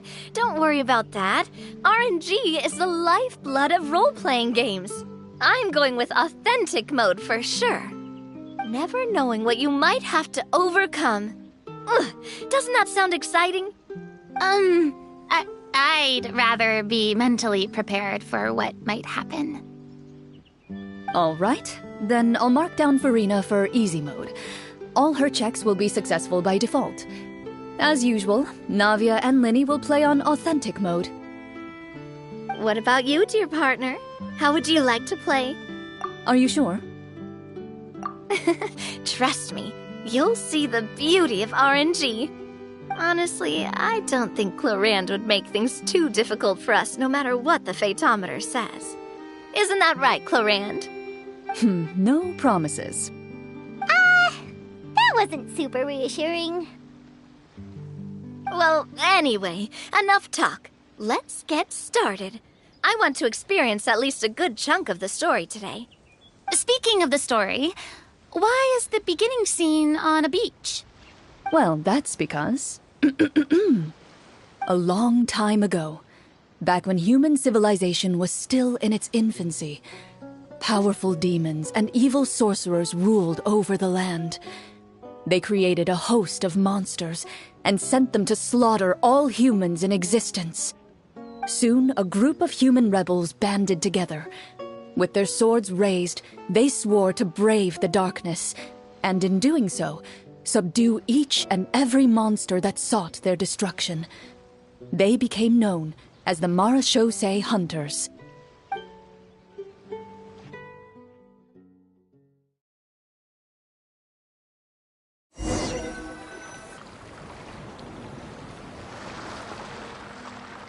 Sometime later, as a member of the Marechaussee Hunters, you receive a commission. Following the address provided on the message, you take a boat and arrive at this strange city. As you inhale, you can taste the slightly salty air of the docks as you begin to survey your surroundings. There aren't many people in the vicinity, but you do take note of a few others who, like you, seem to be sizing up this place. Your eyes meet, and you realize these people are fellow Marechaussee Hunters, likely led to this location after receiving the same commission as you. You're all Marechaussee Hunters too, right? Allow me to introduce myself. The name's Navia, monster hunter by trade and helpful neighborhood businesswoman on the side. What say you to traveling together? We can help each other out on the road. Okay, count me in.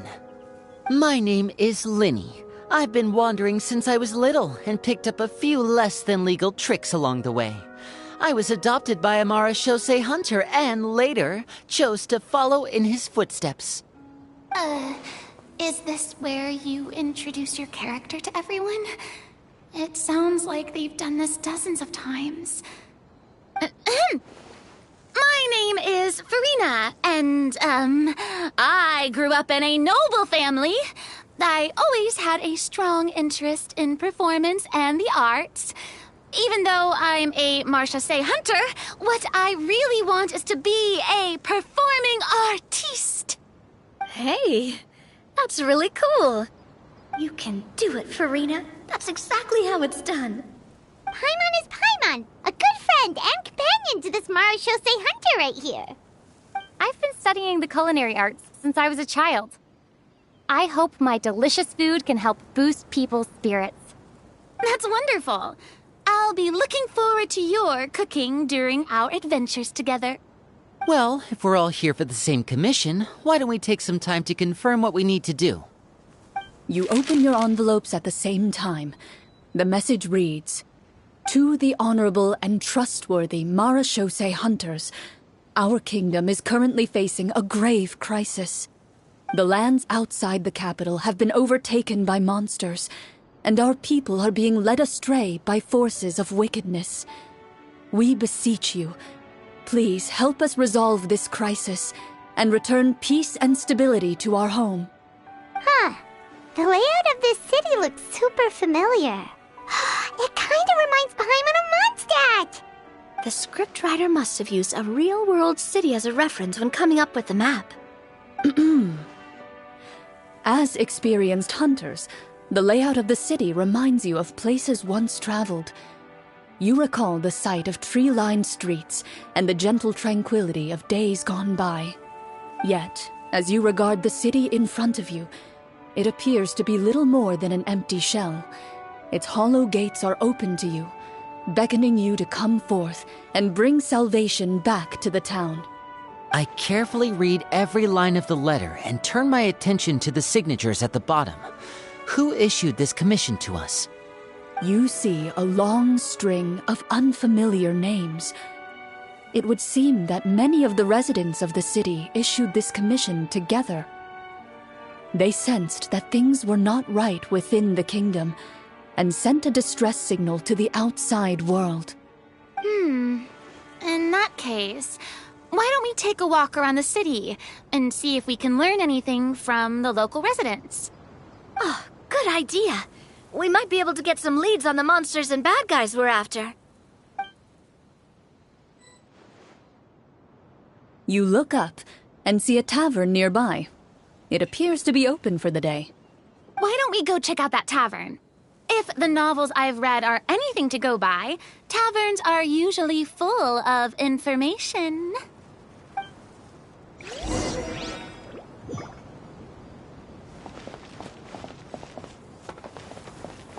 As you approach the tavern, you find a plainly dressed woman standing nearby. She appears to be rather troubled about something.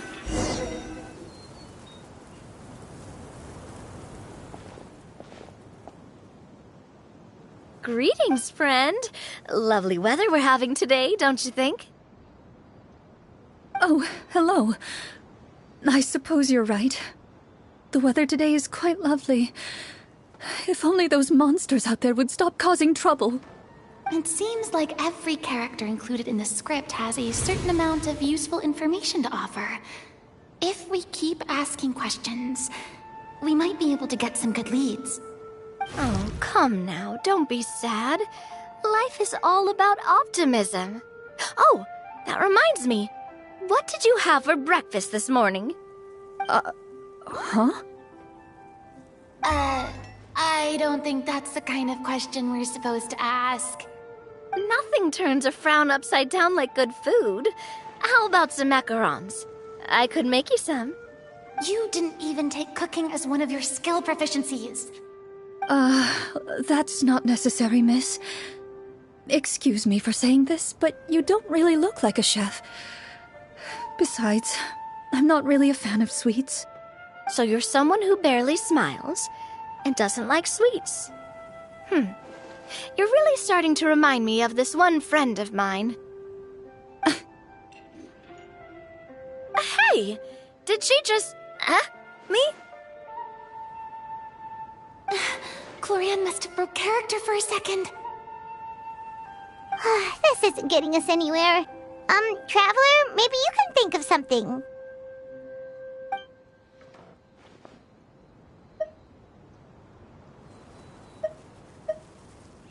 The results of insight checks aren't disclosed to the players, so I'll be the one consulting the fatometer.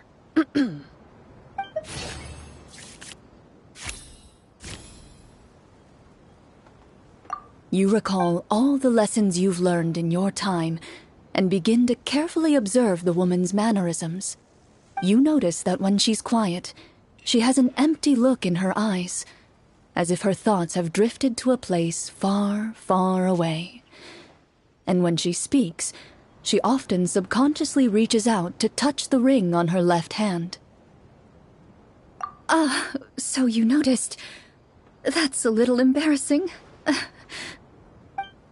A horde of monsters suddenly appeared near the capital recently, so all the guards were dispatched to fight them. Do you remember when those monsters appeared? I'm not completely sure. All I know is that my husband was dispatched to fight them 3 days ago. Do you know where he was sent? It all happened so fast. When we said our goodbyes, he couldn't even tell me where they were sending him. You have our thanks, friend. We'll find and defeat those monsters as soon as possible. We sincerely hope your husband will be able to return to your side soon. Oh, thank you. Don't worry. We'll find him. Just try to remain optimistic and wait for good news. We don't always get to choose what happens to us. But we do get to choose the little things, like what we eat and how we respond to the things life throws our way. I hope that one day, you too will recognize the power of something as small and inconsequential as a delicious dessert. I'll do my best. You bid farewell to the woman, and continue your journey further into the city.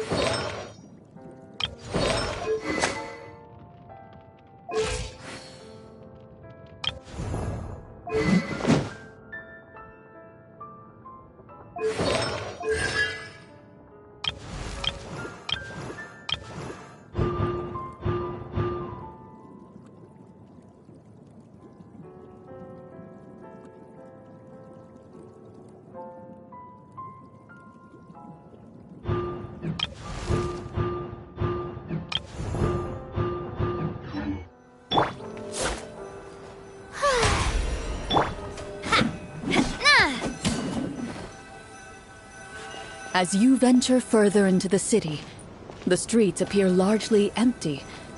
An elderly woman walks past. You see her shake her head as she puts away her wrinkled wallet. A nearby merchant folds his arms and gives you a disdainful look.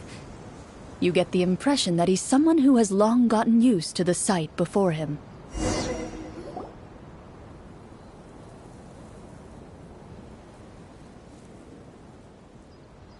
Although he doesn't seem very friendly, merchants are usually a good source of information, right?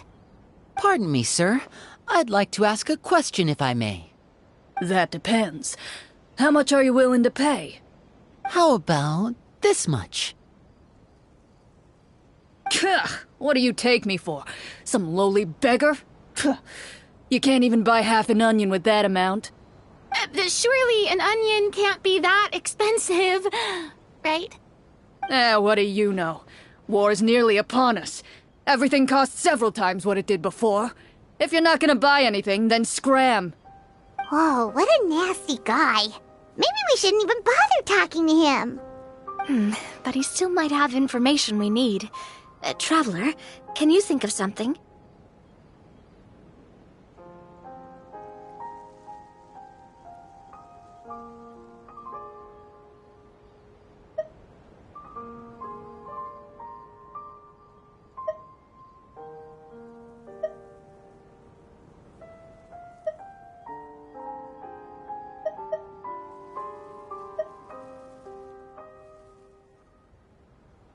Okay, while everyone is talking, I secretly use my magic props to summon a bottle of wine without the merchant noticing.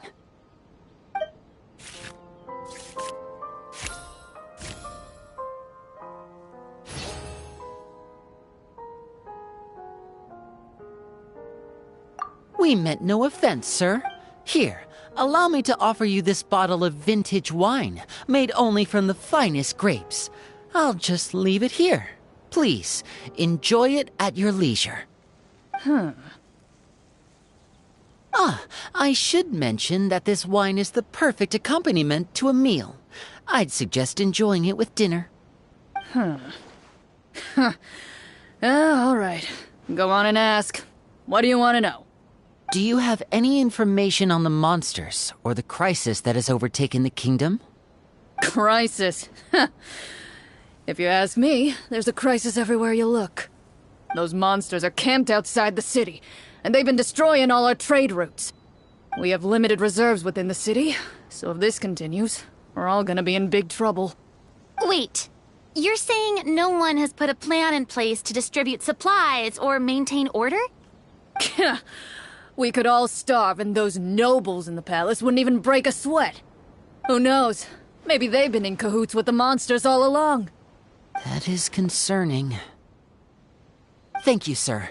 We won't take up any more of your time now.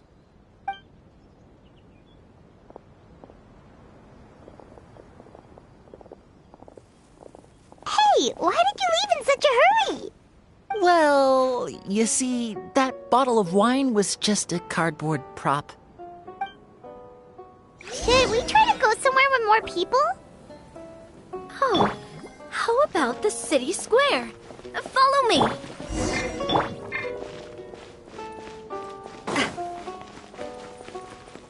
Before you lies the city's central square. You see a man with a slightly anxious look on his face, pacing back and forth, his head hanging low. He doesn't seem to notice your approach. Still immersed in his own thoughts, he shakes his head and lets out a long sigh. This guy seems promising enough. Maybe I can get some information out of him. Hello, sir. Is there anything I can do to help you? Wait, you're... I'm... Oh, dear goodness! You're a Marashose hunter! You recognize us? Are you one of the people who wrote the commission letter? Yes! Oh, I didn't expect you to actually come! Oh, what great news! The city is saved! What happened here? Alas, we once lived comfortable, carefree lives. This city used to be free of monsters. The first Marashose hunter, Casiodor, the Golden Hunter, he was the one who drove them back. However, monsters have once again surrounded the city. Perhaps the seal that kept them at bay has lost its power. Or perhaps an evil sorcerer has been meddling in our affairs. All I know for sure is that their return has stripped the city of any chance at peace. Are there not enough soldiers to drive them out? It's not a question of numbers. The guards simply have no idea how to deal with them. Most people my age have never even seen one of the monsters, much less been trained to fight against them. What's worse, many of us don't even know the history of the Marashose hunters anymore. When I was a child, though, my grandfather would tell me stories about how the Marashose hunters drove back the monsters. So, on the off chance that something might come of it, I decided to reach out to you. To be perfectly honest, I was starting to think all those stories were just tall tales. But now that I've seen you in person, I finally know that it was true! Well, you can rest easy, friend. The righteous and formidable Marashose hunters are on the case. The man is touched by your determination and resolve. His eyes begin to well with tears of relief. Still, if we are going to hunt the monsters, we need to know where to find them. Can you give us any leads? All I know is that the area outside the city is dangerous. I'm afraid I can't point you toward a specific location. Oh, although, if you leave the capital through the main gate and follow the road, you should run into a group of guards. They might know more about where to find the monsters. I see. We'll go look for them then. All right. Be careful. Oh, and one last thing. The monsters outside the city are just part of the problem. There are evil sorcerers inside the city as well, so be on your guard. They're actively working with the monsters, and have corrupted the court ministers with malicious magic. They're the reason why, even inside the city, everything has been a giant mess. Even one of our kindest ministers has turned into a boorish and unreasonable figure, interested in nothing but enacting laws that exploit the people. Who knows how much longer we'll be able to go on like this. Talk about being stuck between a rock and a hard place. I feel bad for him. Maybe we should try to cheer him up?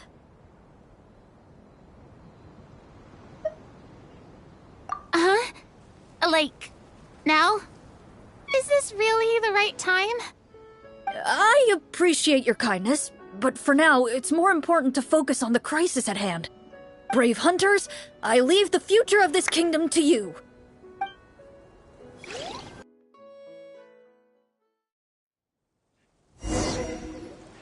If I understood correctly, there are currently 2 problems in the kingdom that need solving, right? Exactly. We need to defeat the monsters outside the city and take down the evil sorcerer stirring up trouble from within. But which problem should we tackle first? Well, this seems like a good moment for a break. Take some time and discuss what you want to do. Let me know when you've made your decision. I really didn't expect the people in the city to keep us at arm's length like that. I totally thought the hunters would be treated like heroes. Well, Clorinde said the script took cues from the real history of Fontaine, right? Maybe the real-life Marachose hunters were also treated like that. I wouldn't say it's a perfect representation of history, but there are definitely some similarities. Would you like to hear more about it? Sure. As long as it doesn't spoil anything in the script. You brought up bits and pieces of the hunter's history before, but it was all in passing. Paimon wants to know too! The hunters were super powerful, right? Were they all from a special line of supernatural beings or something? Kinda like the yokai in Inazuma? No. All Marachose hunters were ordinary mortal fighters.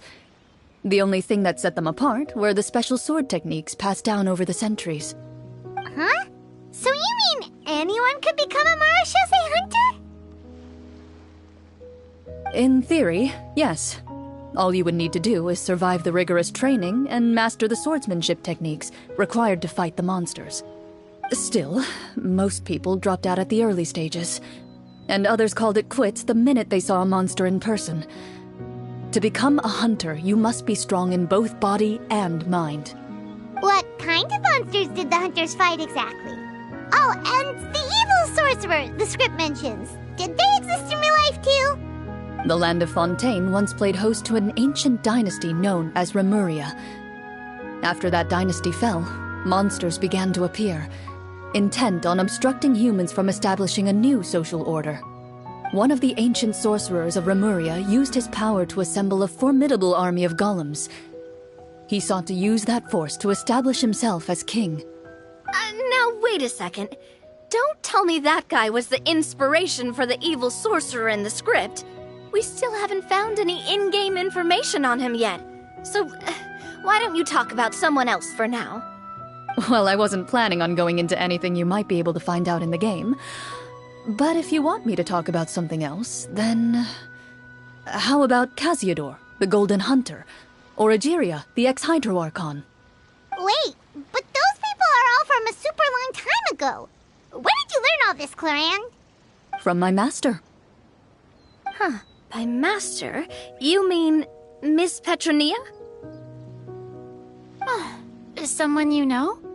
Absolutely. Miss Petronia and my father were good friends. Back in the day, she would often bring Clorinde over to play, but then... Let's not get off topic. Anyway, back to what I was saying. Responding to Egeria's call, a number of warriors followed Casiodor into battle against the monsters. This group of warriors, under Casiodor's leadership, became known as the Marachose Hunters. Yet, as Fontaine entered an era of peace, their work gradually became obsolete. The Marachose Phantom, originally an association made up of hunters, eventually came to be predominantly comprised of Melusines. Ah, I see. That explains why most of the people in the script have forgotten the hunters or think of them as nothing more than a legend. Is that really a bad thing, though? It can get tough always being the one shouldering everyone's expectations. Depends on who you ask, I suppose. If the name of the organization no longer commands respect, investigative work is bound to suffer. Speaking of investigations, which problem should we tackle first? Monsters or evil sorcerer? I vote monsters. That's the main duty of the hunters, right? We can come back to the sorcerer later. Well said, Miss Farina. Plus, if the sorcerers really are the masterminds behind this whole thing, defeating the monsters could give us some clues on their intentions as well. What about you, partner? What do you think?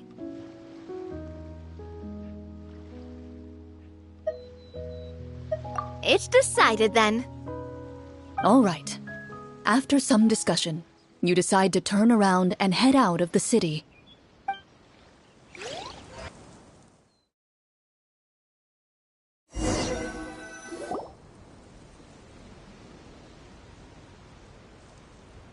Let's take a look around, like that guy said. You there! Outsiders, halt! Who's there? An armored man approaches you. He has a tall, muscular build and a determined expression in his eyes. Just one look, and you can tell he's fought in his fair share of battles. Although he's trying his best to conceal his current state, his uneven gait and the sweat dripping down his forehead make it obvious that he's been wounded and is in serious pain. I'm the captain of the guard. I saw you sneaking around the city earlier, so I'll only ask this once. State your purpose, or it's off to the dungeons for the lot of you. Wow, it's been a while since someone's been this suspicious of us. I said talk, not whisper between yourselves. Have you ever heard of the Marachose Hunters? Marachose Hunters? Ha! That fairy tale, you mean? What, do you expect me to believe you're one of them?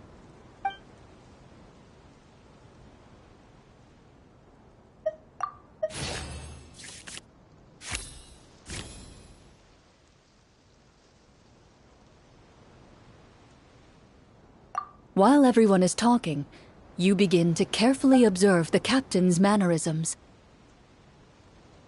Every so often, you see him glance toward a particular direction, with a pained expression on his face, as if an invisible thread is tying him to an unknown place.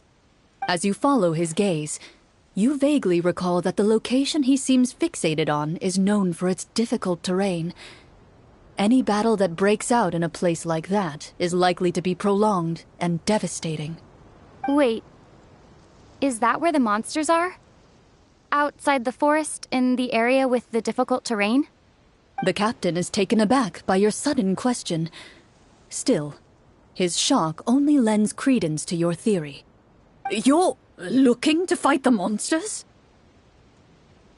Well, we're Marachose Hunters after all. You could say that's basically our job. He shakes his head and continues to regard you with skepticism. In the end, he decides to inform you of the locations where the monsters have appeared.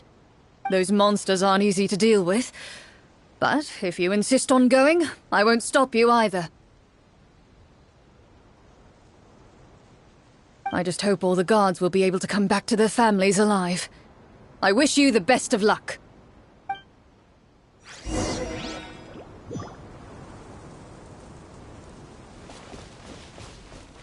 Based on what the captain said, the monster should be right up ahead.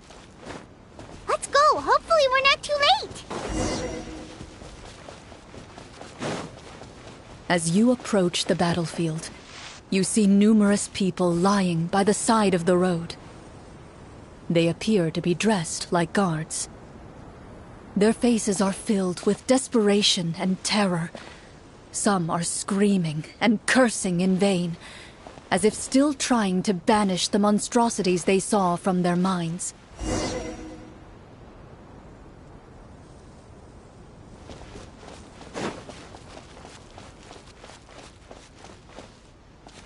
A few of the wounded look up at you in shock and disbelief.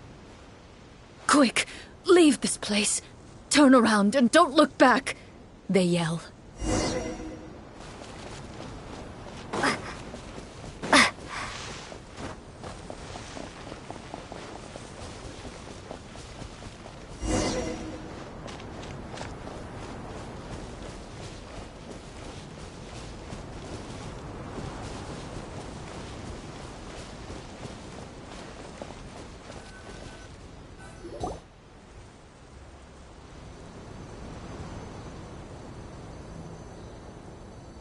This is the place he mentioned, right?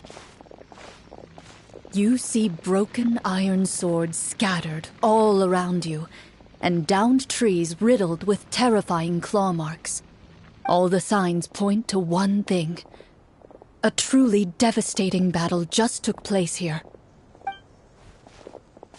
Be on your guard, everyone. The monsters might still be around. Before you can finish your sentence, you hear rustling sounds from the surrounding bushes. The monsters have emerged. They close in on you without fear. You get the impression that, in their bloodthirsty eyes, you're just another meal for them to devour. A little help here! This thing wants to eat Paimon! Your battle round begins now.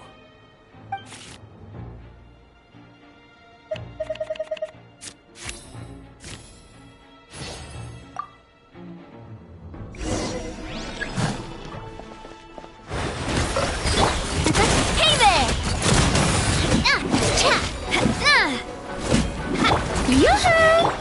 Now disappear!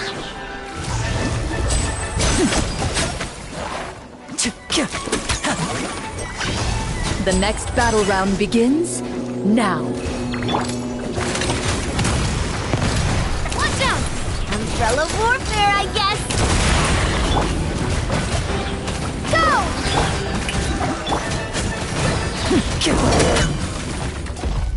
The monsters let out a terrifying roar of anger and resentment before dissipating into thin air. Ugh, thank goodness it's over. We're lucky the Marashose Hunter class came with all those preset skill points. Otherwise, we would have been in some real trouble. I never knew the Fatometer even determines the amount of damage you inflict. If you get unlucky, isn't it just game over right then and there? That's part of the fun. The uncertainty of fate is what gives these games their appeal. Just as you begin to celebrate your victory, a suspicious lump on the ground catches your attention. A suspicious lump? Wait, could it be the thing that appears after every battle? I walk up to it, crouch down, and begin to carefully examine it. I've still got my right glove on, so it should be fine for me to touch it, right? As you investigate the mound, you discover that the exposed portion appears to be made of wood. It was previously obscured by the large form of the monsters. With the monsters gone, the small protrusion now awaits your discovery, poking out of the ground like a shy flower bud. Whoa, it's a treasure chest!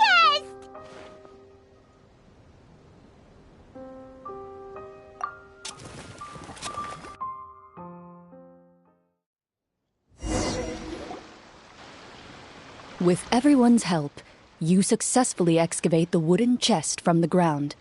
Even without opening it, you can tell from the mora and jewels scattered around the chest that it must contain quite the fortune. Makes sense. We worked hard for this. Let's open it and we can share what's inside. I can understand your excitement, Paimon, but think about it. Doesn't it seem like there are people out there who need this treasure more than us? Yeah. Think about all the people suffering in the capital. Or all those guards who got hurt fighting the monsters. Wouldn't it be better if we gave the treasure to them? Wait, is that how it works?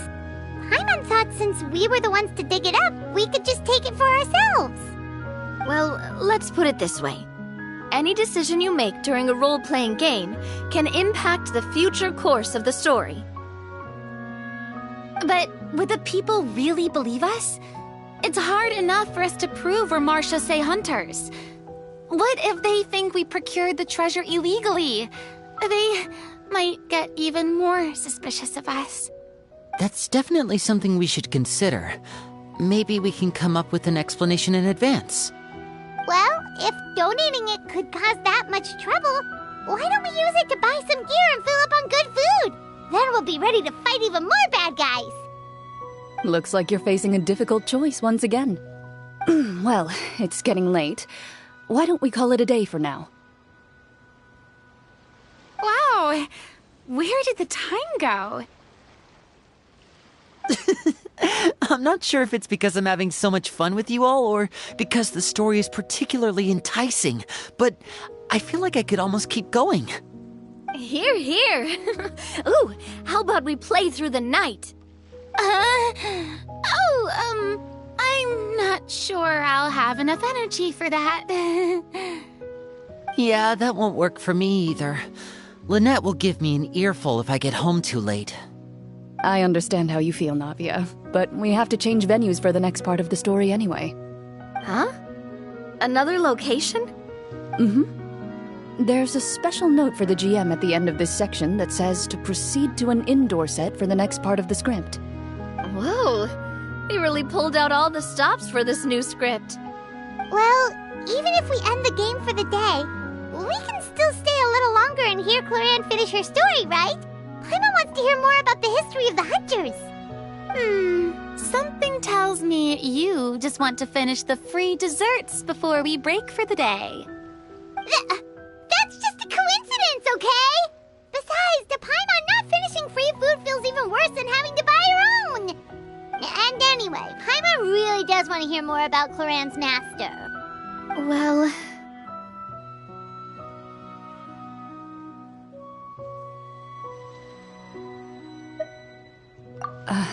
It's nothing.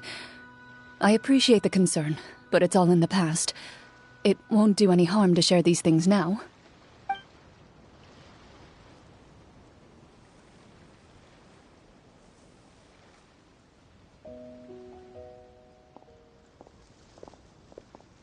My earliest memories are of living with Master. According to her, she saved me from certain people of ill repute. My birth parents had left me behind some time before that. What a heavy beginning for a life story. Master was a fascinating individual, if inexperienced in the ways of raising children. My first ever toy was a short sword. Although I suppose it wasn't so much a toy as something Master removed from her waist and handed to a noisy child in need of distraction. Oh wait, so she handed an actual sword to a child? Isn't that dangerous? Did you hurt yourself? Of course I did. I cut my palm and bled quite a lot. But Master was not concerned. She just stood there and casually lectured me about it. See, that's what you get for not holding the sword properly, she told me. She then crouched down next to me and said, "Give me your hand. I'll teach you to bandage this wound. After that, it's time to learn how to truly hold a blade." Excuse me for asking this, Clorinde, but how old were you exactly when all this happened? Probably around, 3, give or take. 3? Isn't that when most kids are still struggling to hold a fork? As I said, Master was rather inexperienced in the ways of raising children. She believed trial and error was the best way to teach a child what they're capable of. I'm not so sure this is a question of experience. I didn't see anything wrong with her ways at the time. And anyway, children don't get to choose how they're raised. Oh, she did bring me back a pet from Liyue once. It was a Geovishap hatchling. A Geovishap hatchling? For a pet? That seems even more dangerous! What she said was this: make sure to get along, you two. If you really can't agree on something, just settle it with a fight. Whoever loses is the real pet. And how old were you when this happened? 5. Well, did she win? No, I lost. So you're saying you actually became the Geovishop's pet? Yes, but only for a week. By the end of that week, I defeated it in combat, and we've shared a cordial relationship ever since. That really doesn't sound like the kind of childhood someone should have. Later on, I gradually understood that Master most likely didn't know any other way to raise a child. She was a marechaussee hunter, but I never heard her bring up her own parents. Thanks to her, I learned how to navigate the forest by the age of 6, and could hunt monsters in the wild by myself the year after that. Even though the training she subjected me to was strict, she always made sure to take me traveling when she had the time.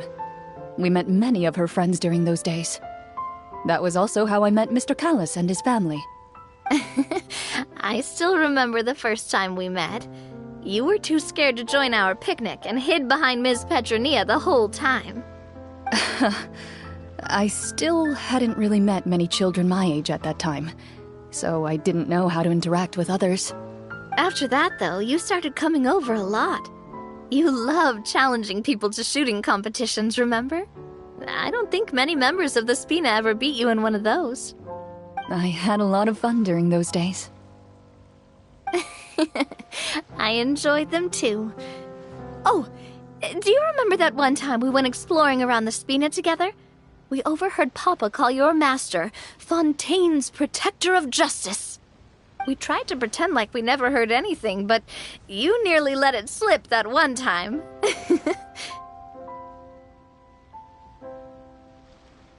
Protector of Justice? Oh, wait, you mean that vigilante hero from 20 years ago? The one who is always active at night? Yep, that would be her. She often would put on a black cloak and go out at night. I never knew where she went or what she was doing. Until, like Navia said, we overheard the truth from Mr. Callis that night. 20 years ago, huh? I still remember the guards leaving all kinds of witness reports about her on Nervalette's desk. My apologies. Oh, there's no need to apologize. You had nothing to do with it. And anyway, everything she did was for a good cause. Although, calling herself the Protector of Order was a bit much. Especially when she deliberately operated outside the law. Huh? When did the Protector of Justice become the Protector of Order? Oh, she had a bunch of code names. I heard she would just come up with a name on the spot whenever she was asked. Later on, she probably got sick of answering those questions and decided to stick to just 2. The Protector of Justice and the Protector of Order. That sounds like her, all right. I bet she forgot which of the 2 she'd use by the time she got back each night. Well, she certainly sounds like a fascinating individual. With her strong sense of justice, it's no surprise her student followed in her footsteps. It's true.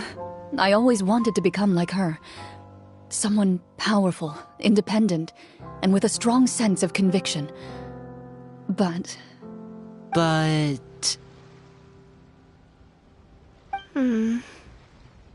She suddenly disappeared the night I turned 10 years old. Disappeared? What happened? I have no idea. She didn't even leave a note. I was never able to find out where she went. That night, I was celebrating my birthday at Navia's house. But Master never came to pick me up. When I returned home on my own, it was to an empty house. When she still didn't appear after a few days, I went to Mr. Callis's house to ask about her whereabouts.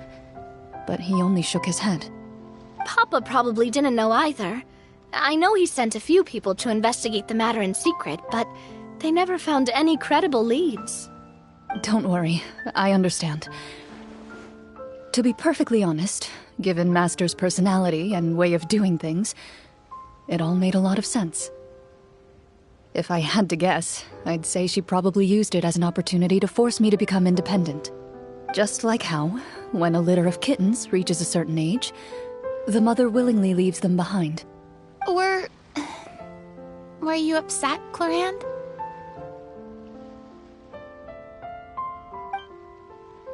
I was at first, but not anymore. I don't believe Master would suddenly disappear for no reason. There must have been something she just had to do. Well, despite everything, you still managed to follow in her footsteps and become the greatest champion duelist in all of Fontaine. You're practically a living symbol of law and justice. I suspect my position would be far too by the books for her. Master always did whatever she pleased. But you're right. I suppose I do take after her in some ways.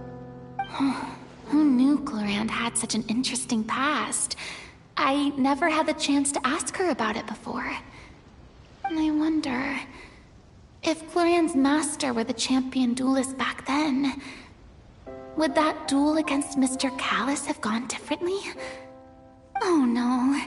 Judging by the atmosphere, Clorinde and Navi are probably thinking something similar. The mood just got super awkward all of a sudden. Well, anyway... would you look at the time? It's getting dark, so we should probably call it a day for real this time. If we keep talking like this, we really will be here all night. I had a great time today, Miss Clorinde. Thank you for being our GM. Anytime. The script was good, but I've got to say, your childhood stories were even better. Hey, you should tell us more about that fight against the Geo-Bishop sometime. Maybe your master was onto something. You could be... What does she mean, onto something? I certainly don't know any 5-year-olds who want to fight a bishop in their spare time. Guess I'll head back as well. I need to save my energy if I want to continue enjoying the story tomorrow. You're that excited to hear about my fight with the bishop? I was talking about the script.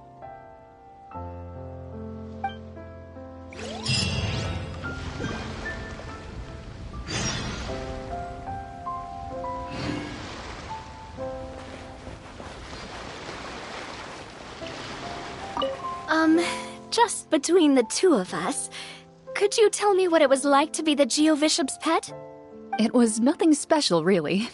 Geo-Bishops don't understand the concept of a pet. So, basically, it just headbutted me whenever I entered its territory. And that hurt? Yeah, it hurt. What, something you want to experience for yourself? Oh, I'm good. Thanks.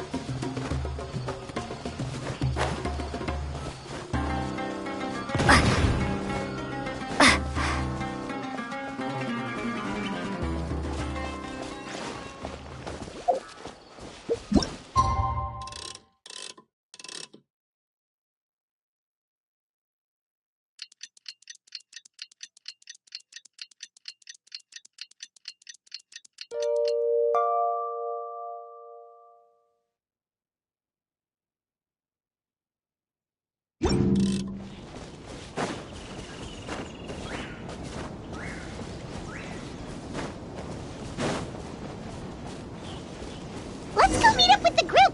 Climb up!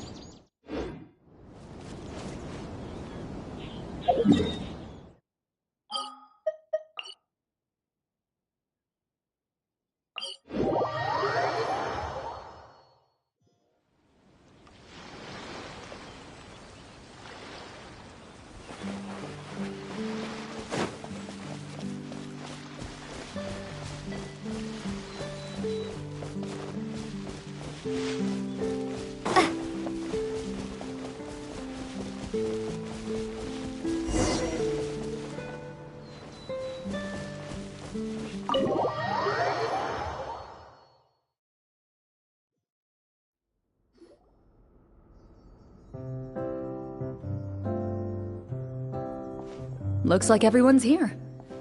Now, before we begin, why don't we finish where we left off yesterday? There was an important decision to be made, yes? I'll pour everyone a cup of tea. Is that really the most important part, though, Clorinde? Paimon's more concerned about our current surroundings. Heavy walls, cold railings, dim lights. This is obviously supposed to be a prison. I admire the work put into the set. Still, it's obvious the scriptwriter has never paid a visit to the fortress of Meripede. So the set is going to be a part of the script? Unfortunately, that is something I can neither confirm nor deny. Anyone think Clorinde's smile is starting to look kinda scary? Well, whatever happens, we'll just have to push on. But first, we should really figure out what to do with this treasure. If we're worried about arousing suspicion because of our identity, why don't we give ourselves a different name, just like Clorinde's master did? Yeah, it might be better to keep a low profile. As long as we're helping people, it doesn't matter who we are or what we're called. Staring at me won't get you anywhere. Or did you want some more tea?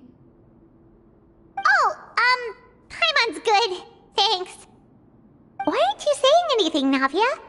Wait, what's that next to you? Oh, this is the short sword Clorinde mentioned last night. I found it. Huh. I'm surprised you managed to track it down after all this time. Well, I made sure to take good care of it, considering the circumstances in which you gave it to me. Of course I had to keep it safe. Anyway, where were we? Oh, right. Potential ways for us to break out of prison. We could dig a tunnel, or try to bribe the guards. Wait, we haven't been thrown into prison yet, have we? Well, it's only a matter of time. It pays to be prepared. Just like how you should always have an umbrella on hand, even when it's sunny. Alright, Paimon's made up her mind. Let's just give the treasure away. Paimon may have wanted to keep it, but if it's going to land us in prison somehow, Paimon will be too upset to enjoy her snacks.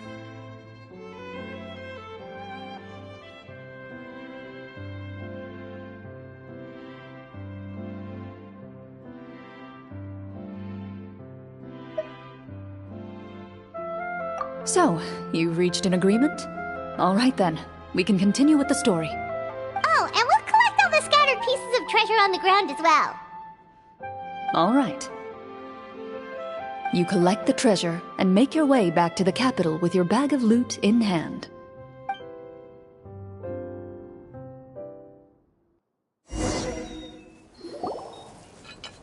The city is still shrouded in a gloomy, oppressive atmosphere, but your spirits are surprisingly high.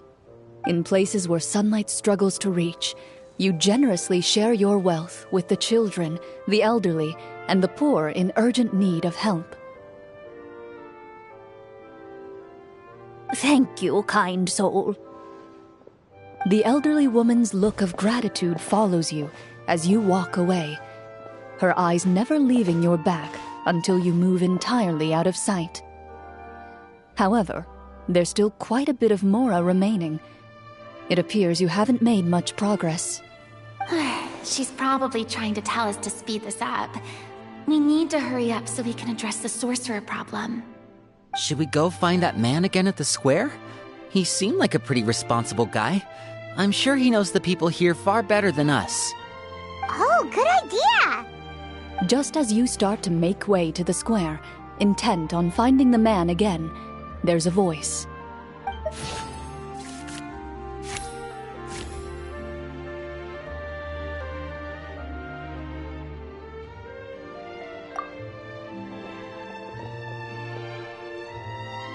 Please wait, distinguished guests.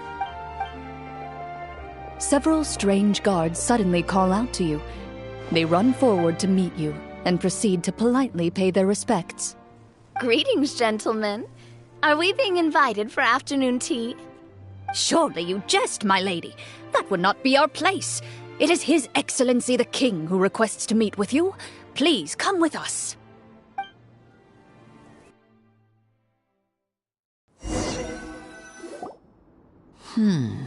Do you think this could be a trap? Well, we have to investigate the court at some point, right?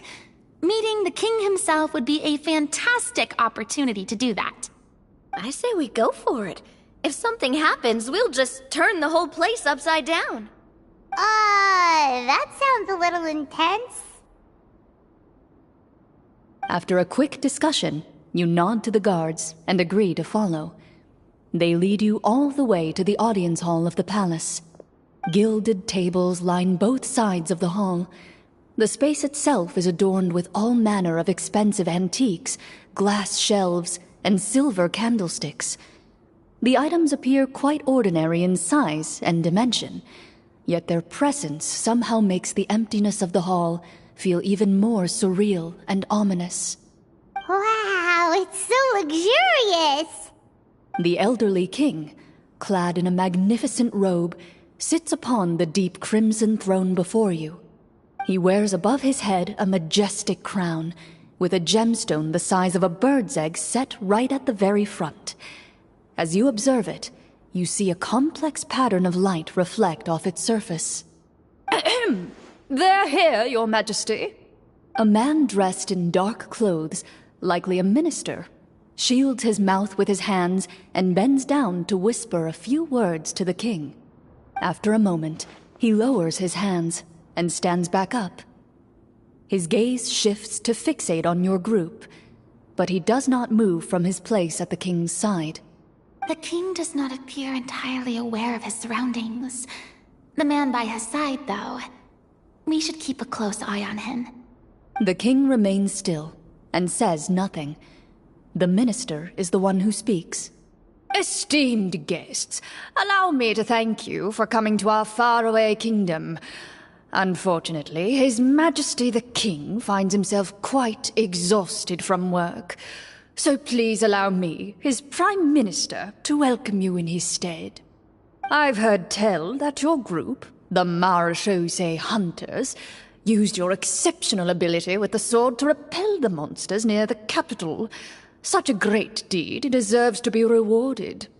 However, seeing that I was not fortunate enough to observe such a feat with my own eyes, you'll forgive me for seeking to verify the truth by speaking to you myself. Well, we've got nothing to hide. You brought us here to talk, right? So we'll just explain what happened.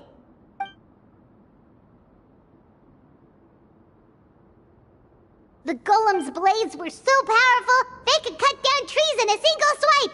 It took a lot of effort to defeat them, even for trained swordsmen like us. Well, that was enough details, right? Believe us now? Your account does indeed match those of the survivors. Since you were the ones who defeated the monsters, that must mean you are also in possession of the treasure they stole?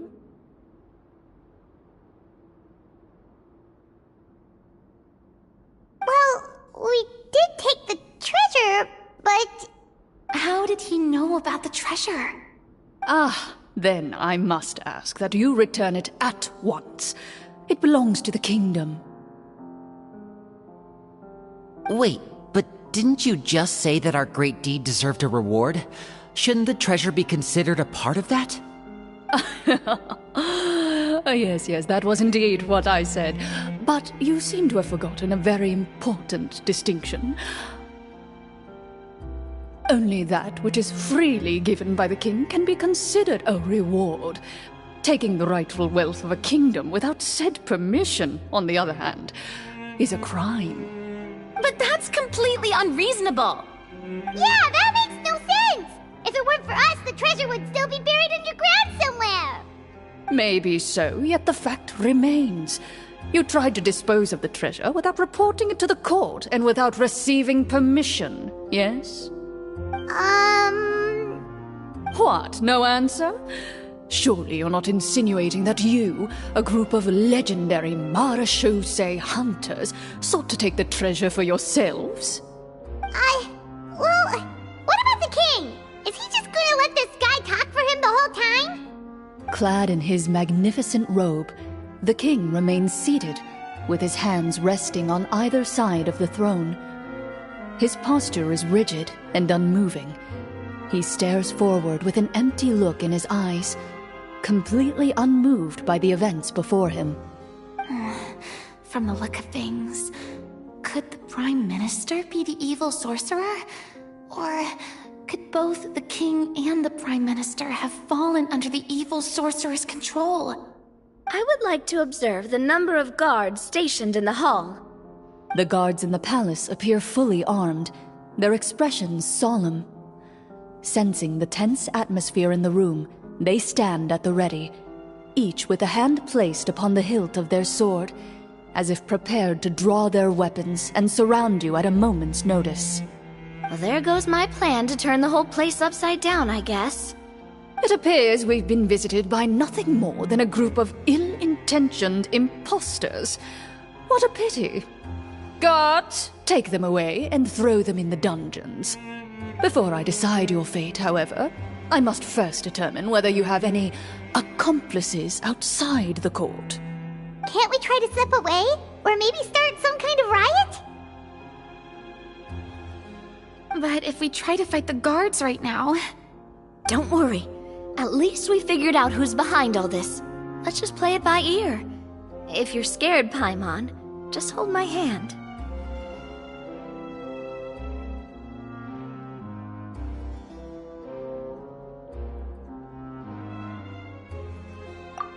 Thanks, you guys. You allow yourself to be led away by guards surrounding you on both sides.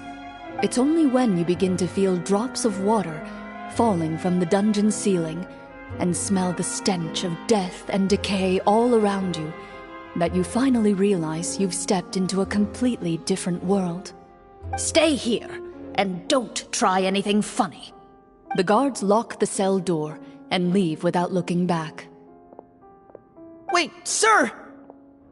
Your voice echoes through the dark hall, but the only response you receive is the sound of water dripping from the ceiling. No! What should we do now? Carve out a new path of fate with our own two hands, of course. I draw my weapon. You reach toward your waist, but find nothing there. You now recall that your weapons were confiscated before the guards locked you in the cell. The bag of treasure along with them. What about that knife I hid in my boot? When did you hide it in there? When I was thinking about digging a tunnel. Rejected. You failed to inform the GM of this course of action.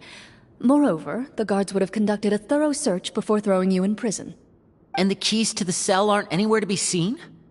Correct. You don't even feel a lock hole on the cell door. Oh, well, there goes all our plans. Indeed. Huh? Why are you the one saying indeed? Because that statement holds true for me as well. This is where the script ends. What? But that's a terrible ending! Generally speaking, this should be the point where the scriptwriter gives the players some kind of hint, or gives the GM some kind of code for how to move forward. I mean, maybe they just really wanted us to be immersed in the feeling of being in prison? Like, they'll only show us the way out once we've grown truly and utterly desperate? That is a possibility. If only there were desserts and tea in real prison. Oh, wait, guess that's kind of how the Fortress of Meripede works if you're lucky. Oh, before I forget, Navia, the short sword you had with you earlier. I took a closer look, and the craftsmanship doesn't appear to resemble anything from this era. If I remember correctly, that style was last in vogue several hundred years ago. Wait, Clorinde said that sword used to belong to her master, right? Does that mean her master has been alive that long? I doubt it. The way she went about things often made her seem childish more than anything. I'd say the sword was most likely an heirloom passed down over time. Hang on. A precious heirloom passed down to you by your master. And you gave it to me just like that? You weren't worried I might lose it? Master left many things to me when she disappeared. There was the sword, an old key, and a good amount of junk she probably just didn't want to take with her. I gave you the sword back then, because I didn't want our friendship to end. Wait, when did this happen exactly? After the duel. Between Mr. Callis and myself. Before that, Clorinde would have meals with us and even stay over at the Spina some days. She was on great terms with Papa as well.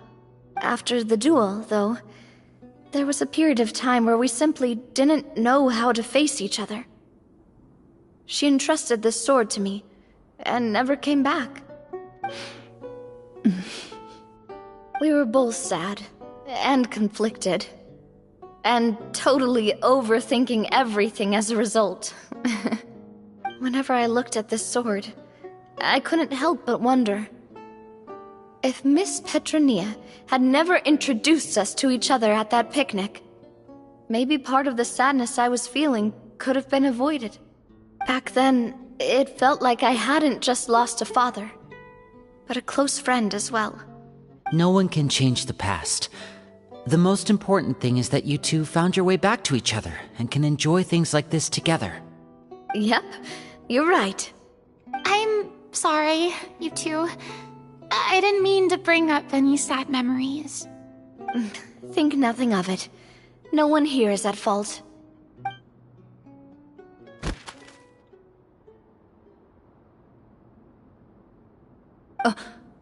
Huh?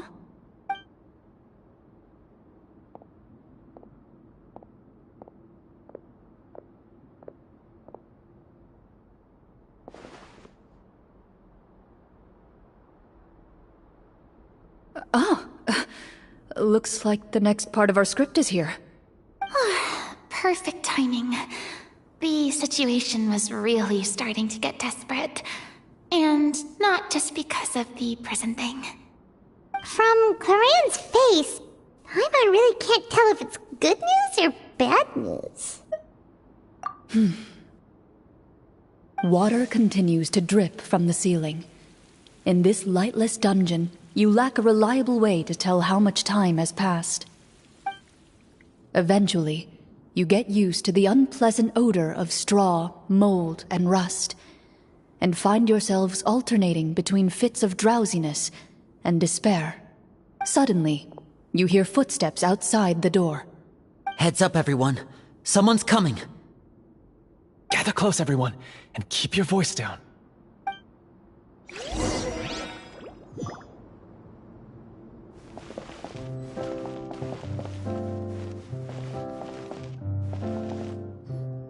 Who are you? I work as a guard in these dungeons, but my true identity is the same as your own. I'm also a marechaussee hunter. Huh? Shh! I've already sent away the other guards, but if we make too much noise... I understand, but how can we be sure we can trust you? The king has issued a formal decree. In light of the irrefutable proof of your crime, you're to be executed before tomorrow's sunrise. If you want to escape, it has to be now. Executed? We barely did anything! Monsters appearing at the same location as the treasure. Could this entire thing have been a trap? There will be time for speculation once we're out of here. As for my identity, I have no way to prove that to you just yet. Infiltrating the capital was difficult, and finding a chance to speak with you has taken a lot out of me. I could go on, but I think we can all agree that now is not the time for details.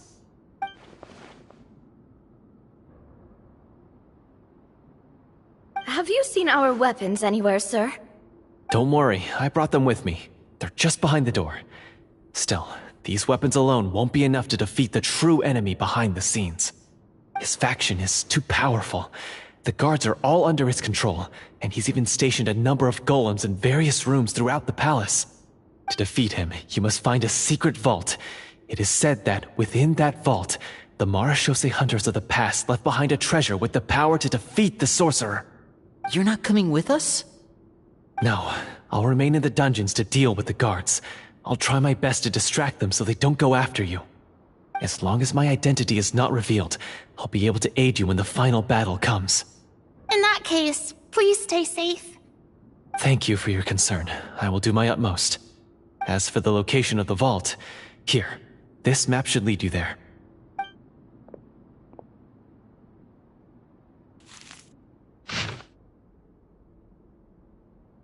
Got it. All right, once I open the door, remember to stick close and refrain from making any noise. I'll lead you out of here as quickly as possible. You now have the chance to restore the honor and legacy of the Mara Shosei Hunters. So please, get out there and reclaim what's ours. And be sure to exercise caution. With the help of the guard, you successfully escape the dungeons. Your sense of despair and anxiety both seem to fade as you continue your quest.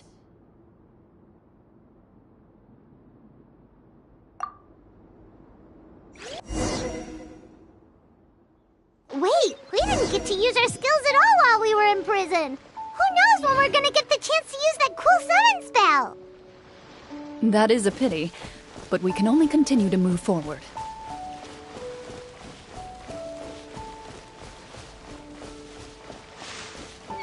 Right.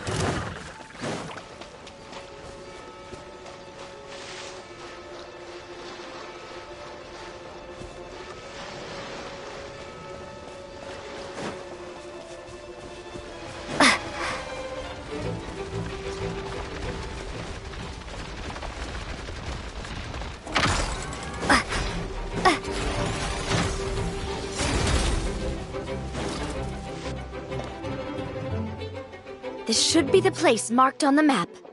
This bit of rock certainly looks suspicious. Well, I'd say an investigation's in order then.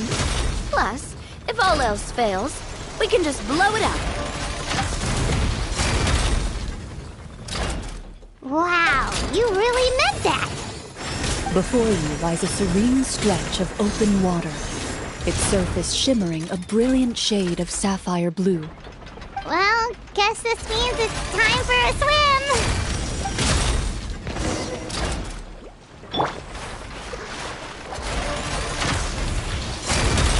Go.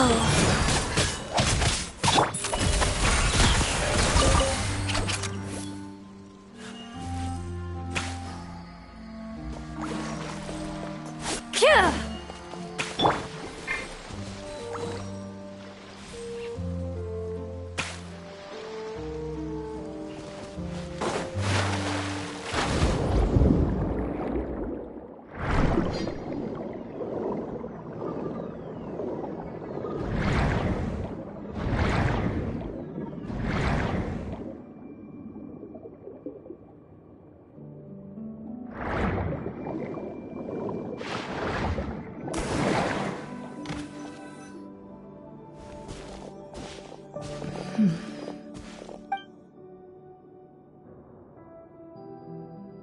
What's the matter?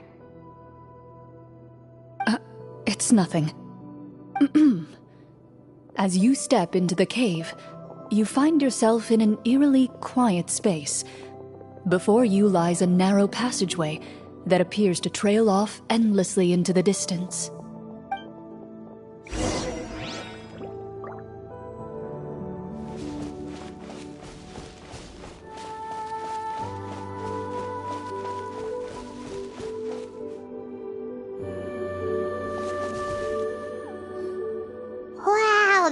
Where the treasure is hidden!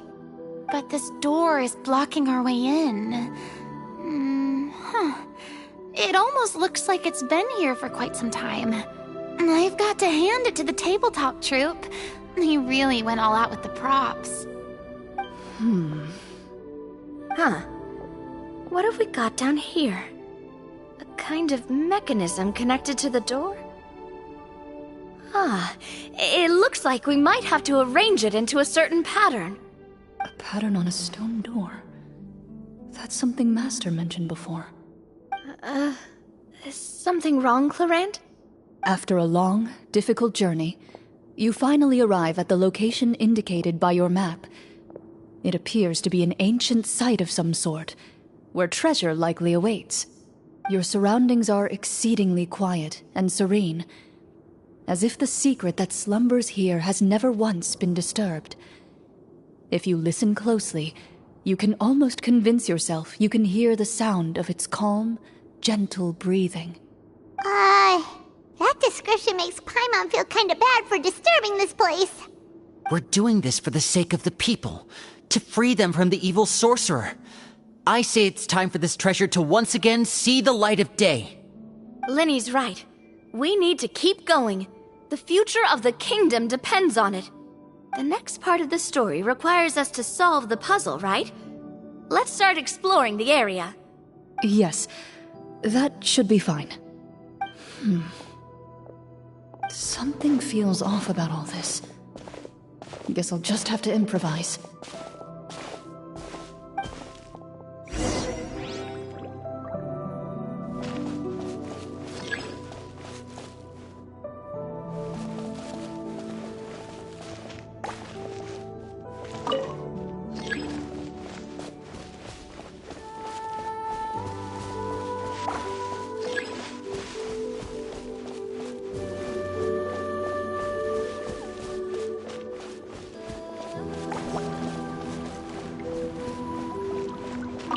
I found something!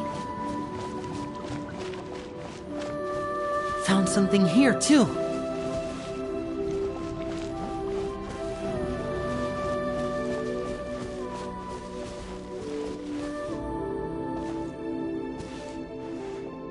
Same here!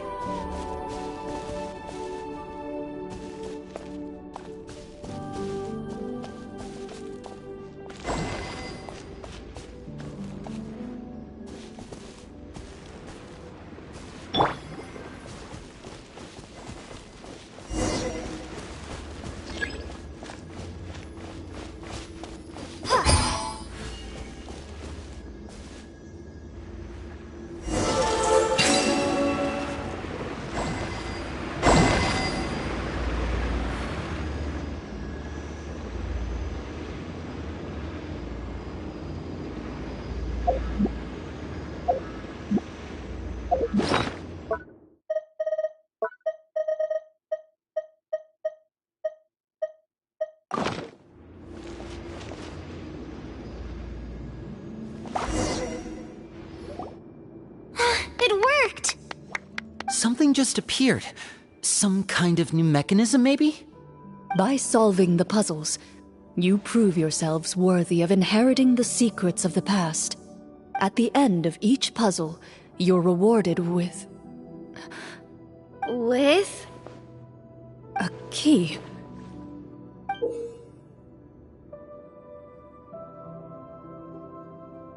Oh, it must be the key to the big door.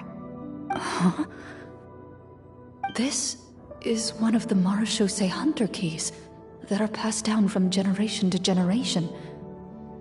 It looks just like the one Master passed down to me. It is said that 4 keys in total are required to form the final, complete key. And it seems like we just collected 3 of them.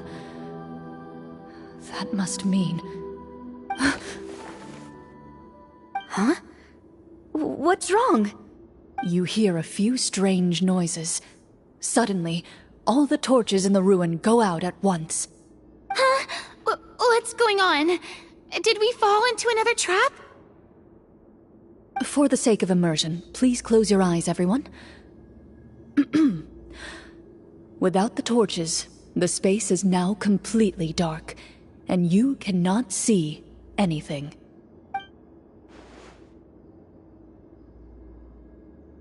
But Paimon can still see a little bit over here. Oh, right, sorry. Suddenly, you hear the sound of footsteps pierce through the darkness. There's someone else here? Oh, this is so unsettling. I can't see anything. I've been discovered then. Wait, that voice, it's... You recognize the voice as belonging to the guard who led you to this place. It appears he now covets the treasure for himself, and has come to stake his claim. Oh, so this is just part of the script. Then I can probably relax. Well, if we can't see anything, that means we can't fight to the fullest of our abilities. Should we retreat for now? Judging by the way he's holding his sword, he must be a real Marechaussee hunter. But this isn't part of the script. Retreat? That's not the hunter way. If it's dark for us, then it's dark for him. We choose to fight. Your choice is noted. Please keep your eyes closed until I tell you the torches have been relit. This battle will be in the dark. You got it! Well then, let us begin.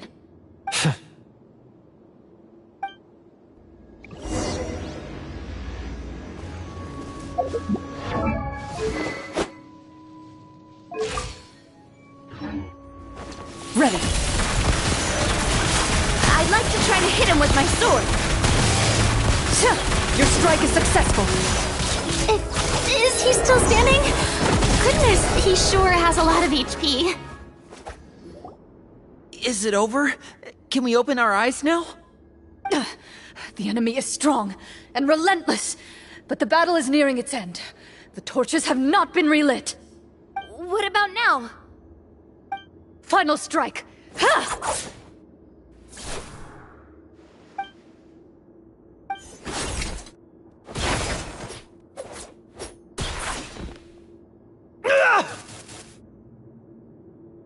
Well, did we get him?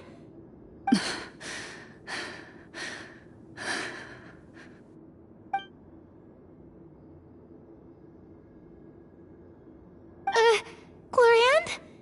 Warm fire flickers across the walls once more. Your vision is now clear. In an impressive display of courage, the four of you successfully defeat the uninvited guest. That look in his eyes. It's like he became an entirely different person as soon as I defeated him. Huh? Mr. Florian? Oh, wait. We're supposed to be role-playing. I should stay in character. Speak your name, guard. Why did you lead us here just to betray us? Is this treasure really more important to you than bringing peace to the kingdom? What kingdom? What peace? Those were nothing but lies! I, Florian, am a true Marechaussee hunter, descended from hunters of ages past. So he's also using his real name. Or, wait, was that the name of his character from the very beginning? Then I'm even more confused. If you truly are a Marechaussee hunter, shouldn't you want to help us just like you said before? Shouldn't we fight together for the sake of the people? What do you know?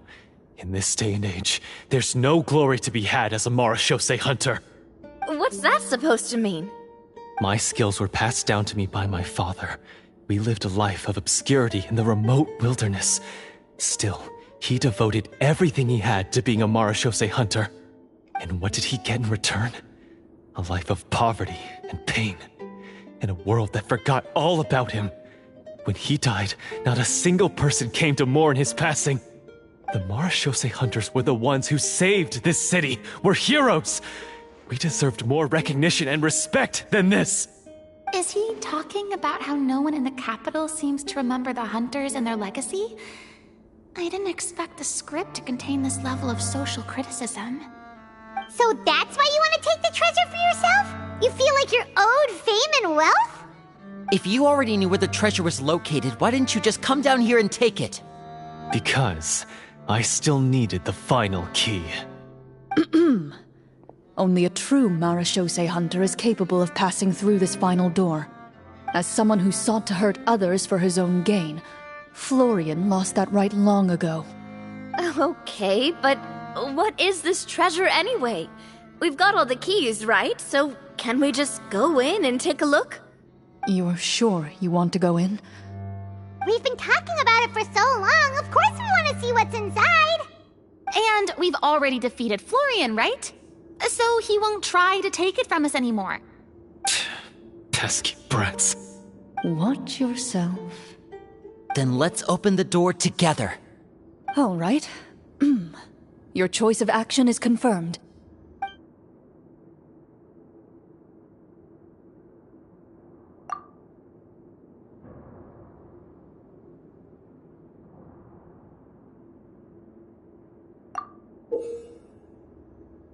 Before you, the door to the treasure, sealed and undisturbed for more than 100 years, finally swings open.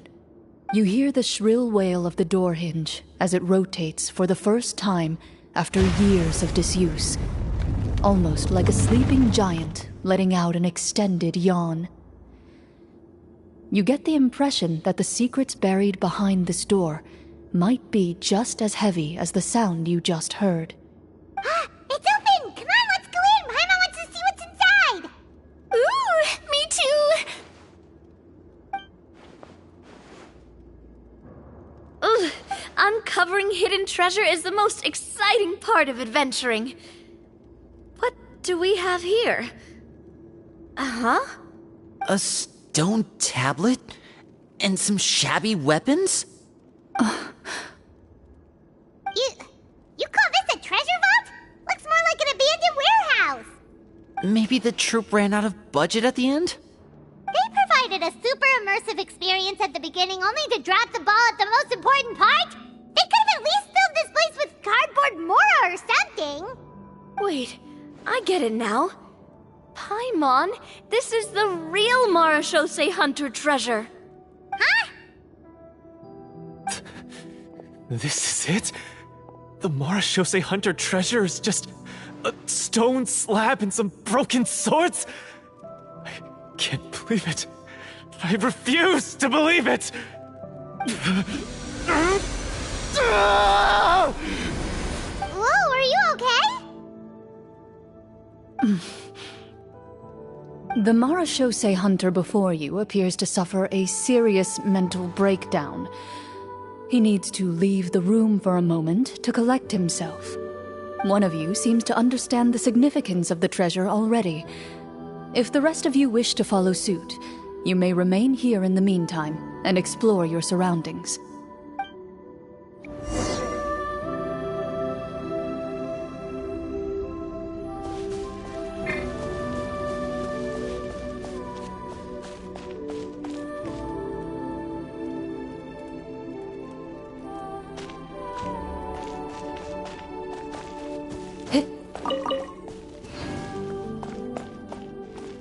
Walter.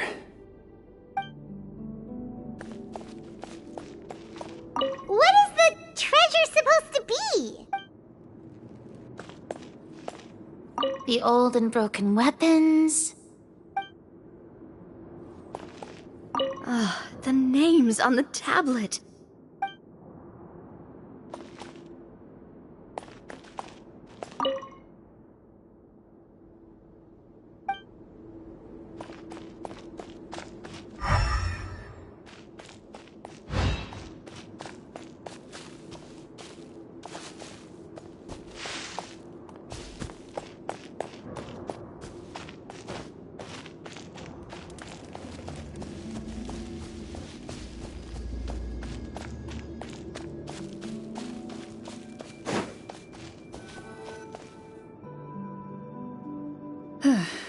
So, how are you doing?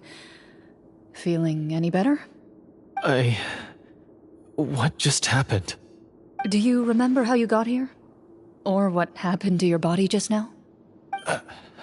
I remember now. I brought you here because I wanted to...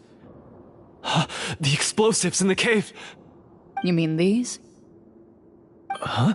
How did you... I could tell something was off the moment I stepped into this cave, so I kept an eye out. I've already dismantled the whole thing. So the strongest champion duelist in all of Fontaine saved the day once again. Guess I shouldn't be surprised.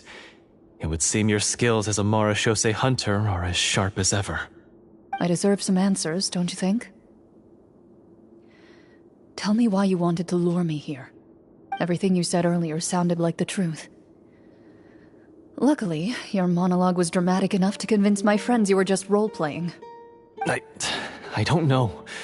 I just always felt like there was something in my heart that didn't belong to me. Something agitated and angry. Who knows? Maybe it was my own anger all along. I could never really tell. The feelings about my father and the other Marechaussee hunters are real.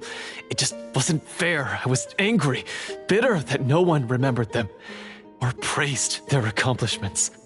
I don't know when it started, but at some point, my anger came to completely consume me.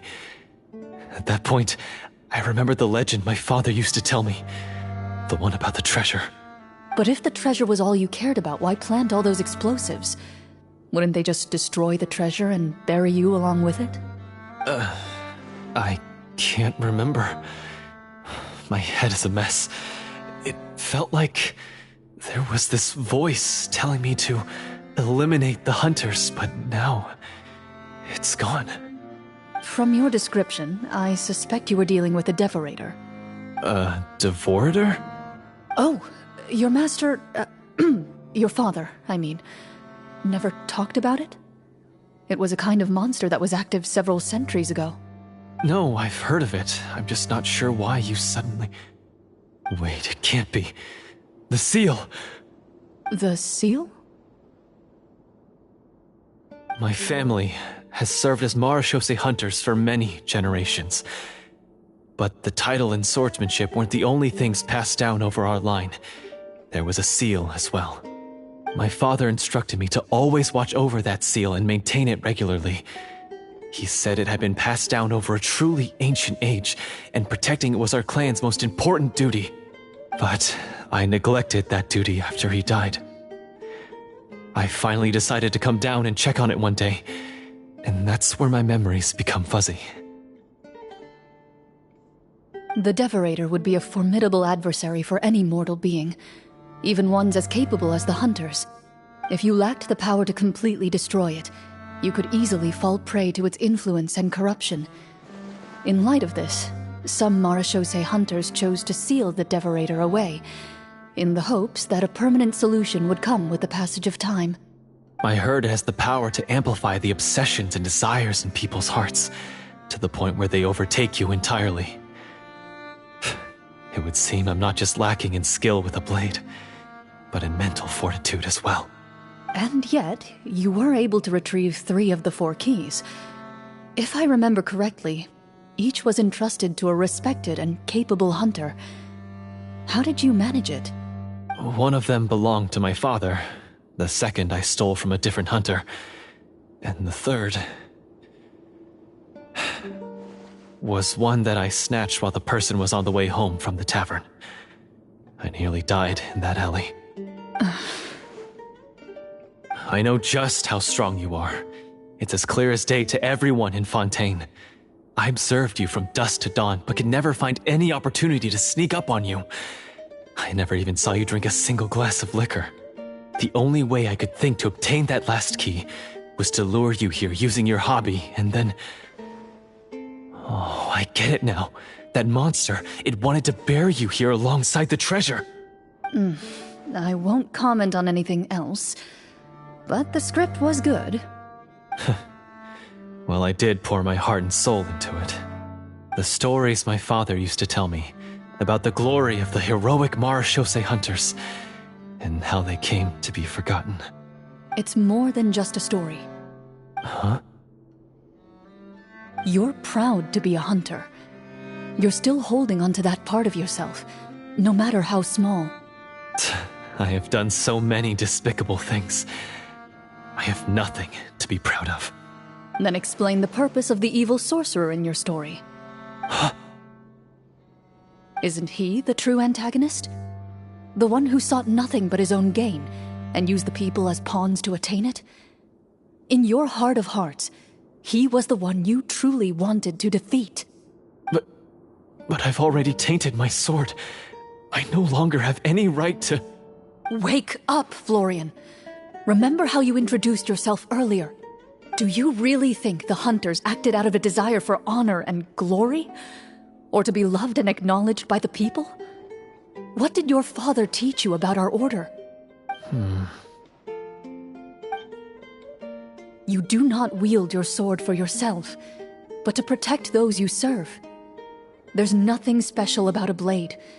It's the intentions of the wielder that matter above all else. Do you still not understand? Even after seeing the treasure for yourself? The contents of that room, they represent the true legacy the hunters left behind. You're right. I am a Marashose hunter. It's time for me to redeem, no, to finally serve the people I vowed to protect all along. I wouldn't be so quick to push aside the need for redemption. I know. That's a charge I won't bother to defend myself against. Good. Then, come with me, and help me see the script through to the end. Huh? See the script through to the end? But there's no more script left. Never finished it, huh? No, I mean, I wrote the script with the sole purpose of luring you all here. There was no reason to write beyond this point. Then we'll just have to keep writing it. The evil sorcerer still needs to be defeated. You mean the Devorator? Are you saying I have to make up the rest of the script as we go along? Is that really so hard? You've already written most of it. Surely you can write an ending where the hunters win and justice prevails. I'll be there to help you too. You aren't afraid your party will fall into danger? I know what my friends are capable of, and they're all quite skilled. Besides, I need their help. Then, are you going to tell them the truth about all this? I don't intend to spoil the fun. Sometimes, protecting dreams and fantasies is more important than exposing the truth. Don't you think?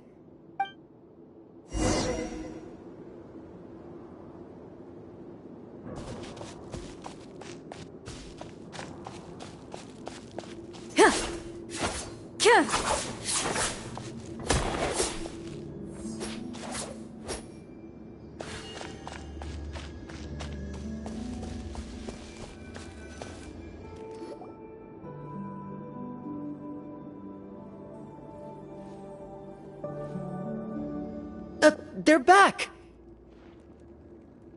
That took a while. Ahem!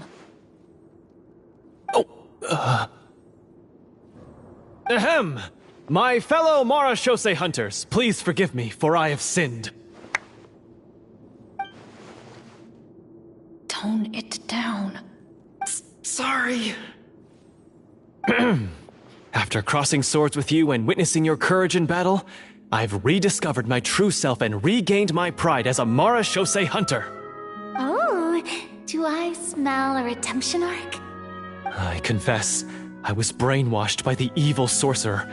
He asked me to lure you here so he could bury you in this cave. That little... Wait, you're saying all of that wasn't you, but the evil sorcerer? That's right. He's adept at manipulating the hearts and minds of the people. I fell under his influence because I did not possess a strong enough sense of will. Huh. And how are you going to prove that you're a changed man? We're not going to fall for the same trap twice. To be perfectly honest, I only came to my senses after seeing the treasure. It reminded me of my father's past teachings. The treasure was actually... The names of all the Marashose hunters from ages past and their weapons? Wait, you already know? Of course. Don't underestimate a veteran role-player's exploration skills. Oh, wait, I mean Marashose hunter Navia's exploration skills.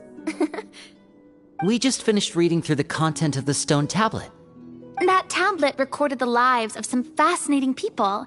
For example, this Marashose hunter called Est. She inherited the responsibilities of the Golden Hunter and passed judgment on many people. But in private, she had a very easygoing personality. Her favorite pastime was singing and dancing with her friends, and she was said to have a beautiful voice. So, she was just like you. Oh, you really think so? Well, when you put it that way, I suppose I also have a few things in common with this Walter. Working as an executioner, he supposedly used a countless number of tricks to confound his enemies in battle.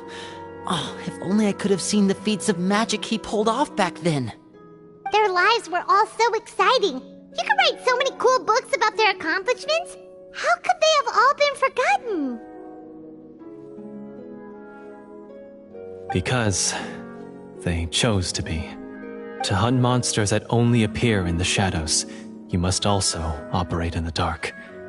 To be a marechaussee hunter is to willingly give up on wealth and fame. Then this stone tablet must have been left behind by their companions. That's right. Few marechaussee hunters ever revealed their identity to the public. They always protected the city from the shadows. The only time they spoke of their accomplishments would be at night, when they gathered with their fellow hunters in front of the bonfire to share stories of the monsters slain by their hand. So, this tablet was created not so that the hunters would be remembered by the people, but so that they would be remembered by each other. No wonder this place was so well hidden. You regard the stone tablet in solemn silence. The names of your comrades etched onto its surface serve as a reminder that you are never truly alone. The tablet proves that, although a hunter walks a shrouded path, it is not a solitary one. There will always be those who walk beside you, a fact that remains as true today as in ages long past. Their legacies shall continue to be passed down from generation to generation, as everlasting as the stone onto which their names are carved. Father, you once told me that I should seek out the treasure if I ever became lost. So this is what you wanted me to find.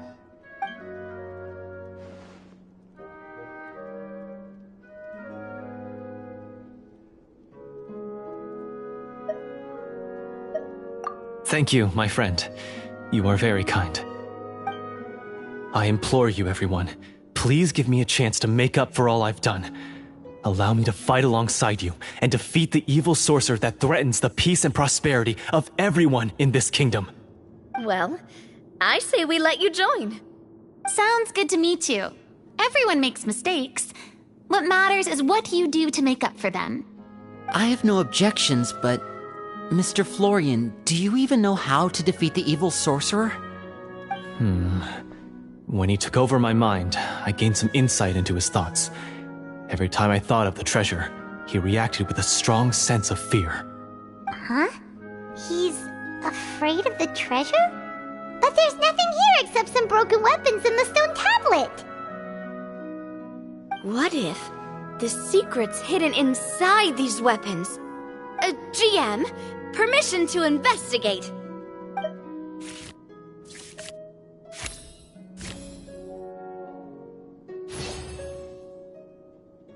At first glance, the weapons appear absolutely ordinary. But as you observe them, you notice a faint energy emanating from within. These blades have slain countless monsters. Though it's been a long time since they were used in battle, their edges remain sharp, as if they're simply waiting for the next worthy hunter to carry on their legacy. So basically take these with us, right? I'll take this weapon, since it used to belong to Est. Maybe it'll find comfort in being held by someone who appreciates the arts. Good idea. I'll take Mr. Walter's bow then, from one archer magician to another.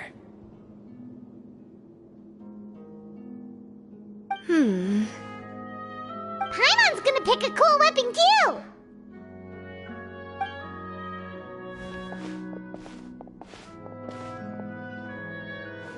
As you grip your weapons, you can almost feel the will of past hunters coursing through your being. It's a feeling of courage, determination, a silent vow passed down from generation to generation that says, eradicate the monsters, no matter the cost.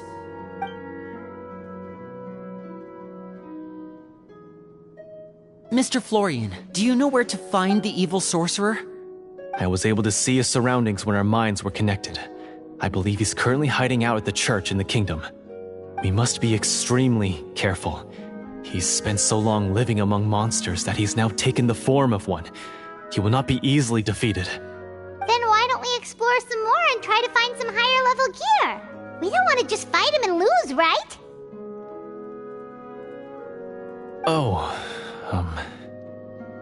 No, we have to strike now.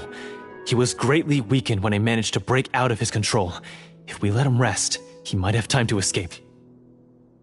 I agree with Mr. Florian. We've got to act while we have the advantage. Don't forget, the people of the capital are counting on us. Yeah, now that we've got a plan, there's no point in waiting. The longer this drags on, the worse it will be for everybody. Yes, that's what's called...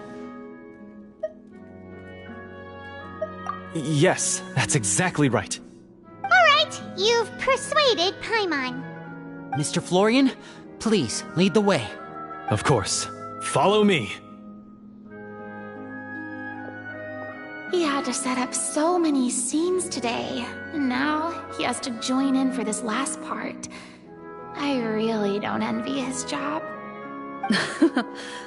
Finally, you decide to slay the evil sorcerer and bring peace back to the kingdom once and for all. As you walk away, you feel the gaze of the stone tablet at your back, as if all the hunters of the past are wishing you success in the battle ahead and awaiting your triumphant return.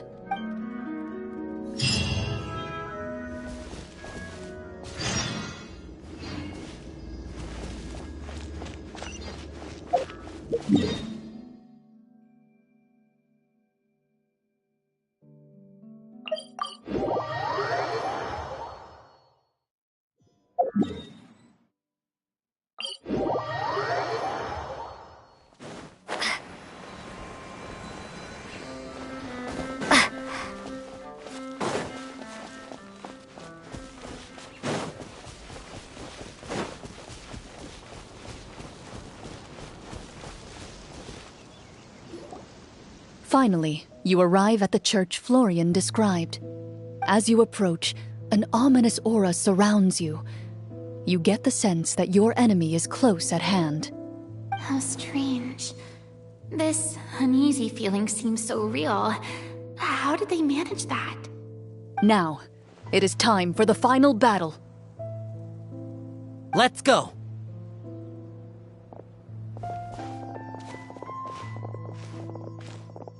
Florian, wait. What's wrong? I think you should wait outside. You've already been corrupted by the Devorator once. It could easily re-enter your mind and take control of your body. I don't think it's a good idea for you to be this close. If it corrupts you again, it's possible you might take on a new form entirely. That's exactly why I have to go. Why I should be at the very front. You mean... Yes. I intend to lure it into my body. That's too risky. If things get out of hand, I might have to kill you. Do you understand how dangerous this is? I understand, but if I do this, you'll have a clear and visible target. The Devorator will have a hard time passing up a chance to enter a body it knows how to control. You won't have to worry about any of your friends being taken over. You're not like me, Miss Clorinde. You're a just and powerful Marechaussee hunter. The monster broke free due to my error. It's only right that I shoulder the responsibility for its destruction. This is... something that I have to do. Consider it a duel to restore my honor. My only request is that you give it your all. I understand. Then, as a champion duelist, I hereby accept your request for a duel, and extend to you my most sincere regards. Thank you. The battle is now upon us. Let the Devorator once again tremble under the blade of the Marechaussee hunters.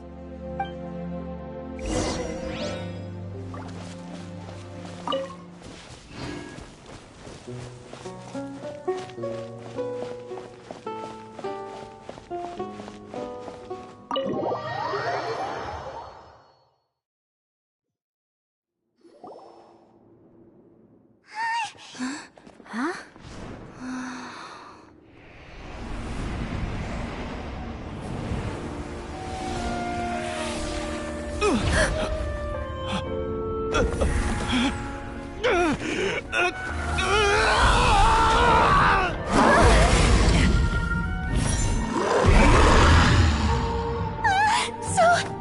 lifelike!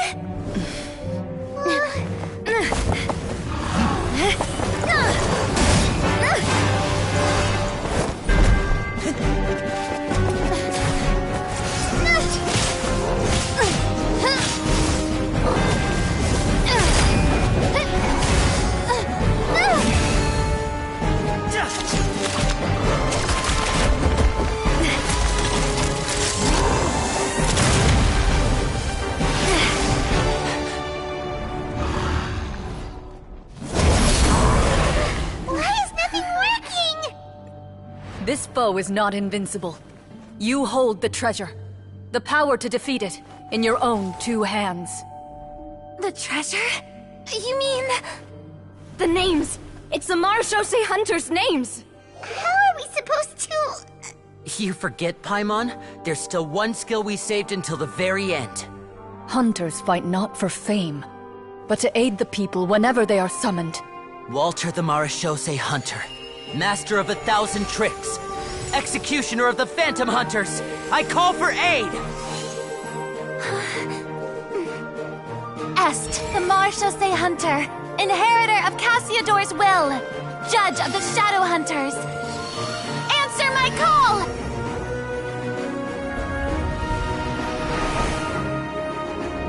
Petronia, protector of justice and order, the hunter I respect the most. Thank you for saving my friend, the best one I'll ever know. Please, lend us your strength!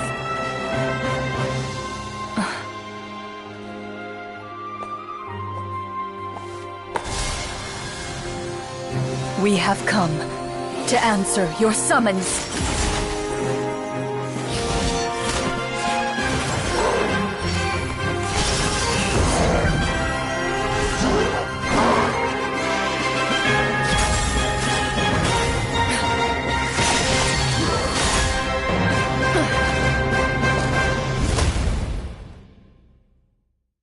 And so, the monsters were eradicated, and the sorcerer was defeated. Peace soon returned to the capital. Those in the court, manipulated by the sorcerer, also recognized the errors of their ways. Some remembered the names of the heroes who saved their kingdom, but others simply continued their lives none the wiser. Such is the story of the Marechaussee Hunters. They pursue the phantoms in the darkness and exterminate all who pose a threat. They will always protect the city and those within it, even should all memory of their accomplishments be forgotten by the very people they serve. I am assuming we've finally reached the end of the script. Yes, you've reached one of the better endings. It's a pretty solid story overall. I thought it was just an ordinary adventure at first, but the further we got into it, the more impressed I became with the production and the plot. That final battle especially! All the effects were super realistic. Oh, right. Yeah, totally. That's a really good point. I never expected the weapons we picked up from that vault would have that kind of effect. Yeah, mine nearly scared the daylights out of me when it started glowing. I took a good look at it after we got out, but I don't think it ever lit up again. Oh, we should probably give these props back, right? I'll just leave mine here. Did you have a good time? Of course. Let me know if another script like this comes around. Sure, no problem. Then I'll head back for now. I think I need some time to fully digest everything that just happened. Once Mr. Florian is awake, please pass on my regards to him. He must be extremely exhausted to have passed out cold like that. You're right. He's had a lot to deal with. Well, see you all some other time. Toodaloo!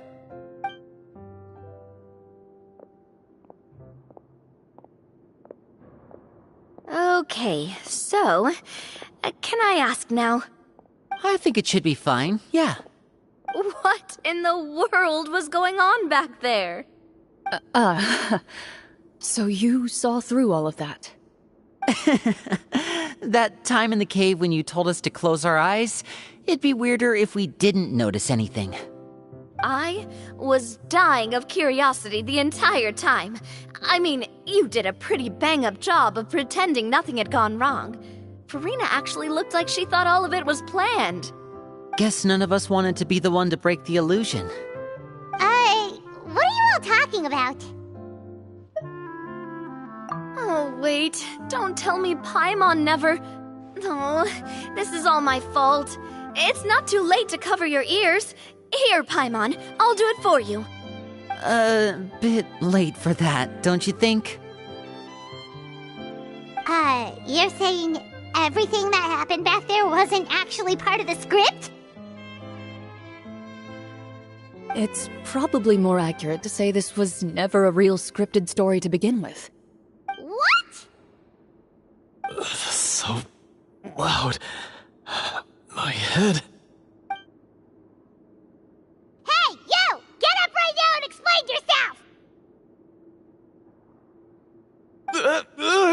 No shaking, please! Oh, my head.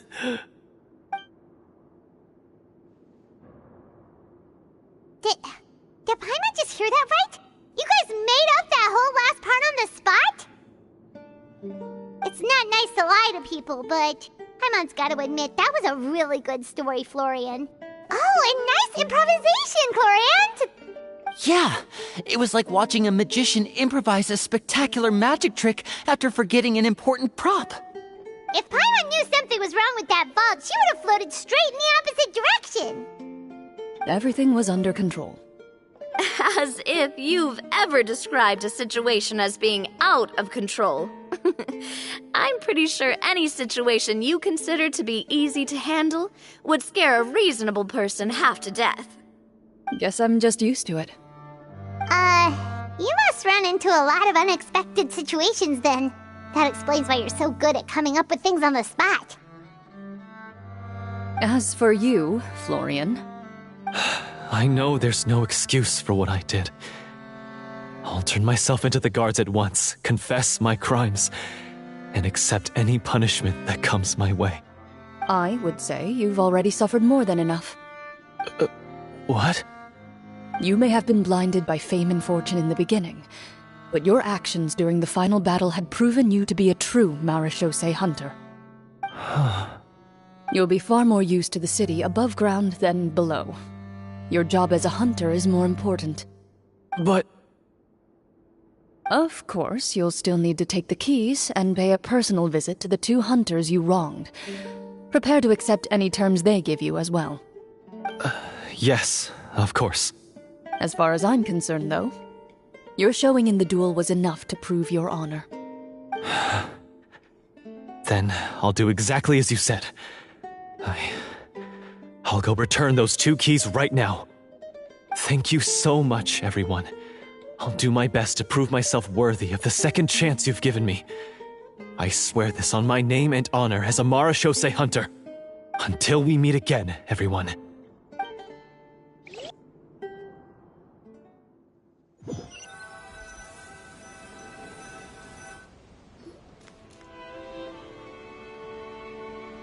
Speaking of Marechaussee hunters, what should we do about the treasure in that cave?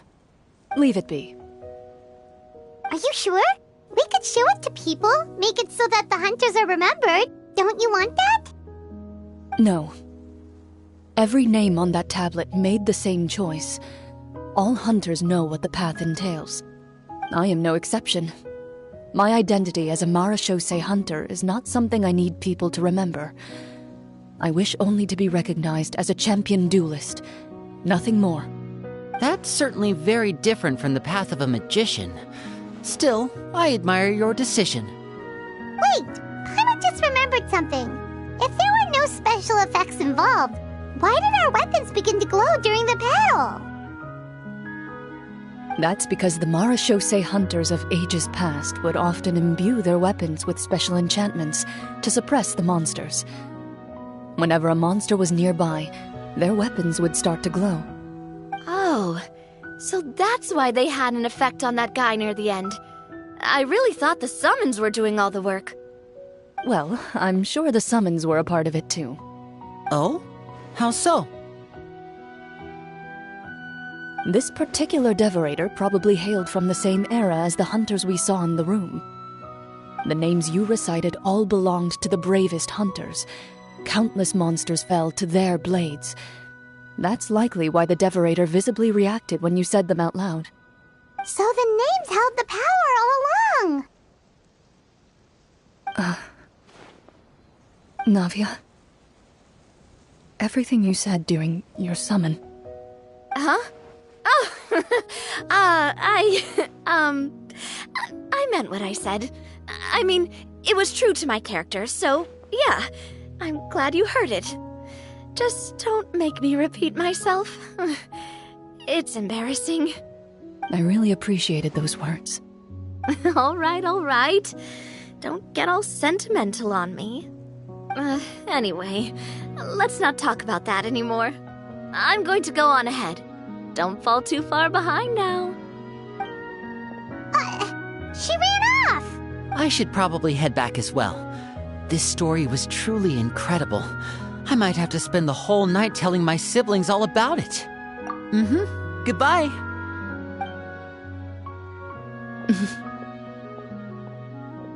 Traveler, should your name and deeds be forgotten, what do you think the significance of your journey will be?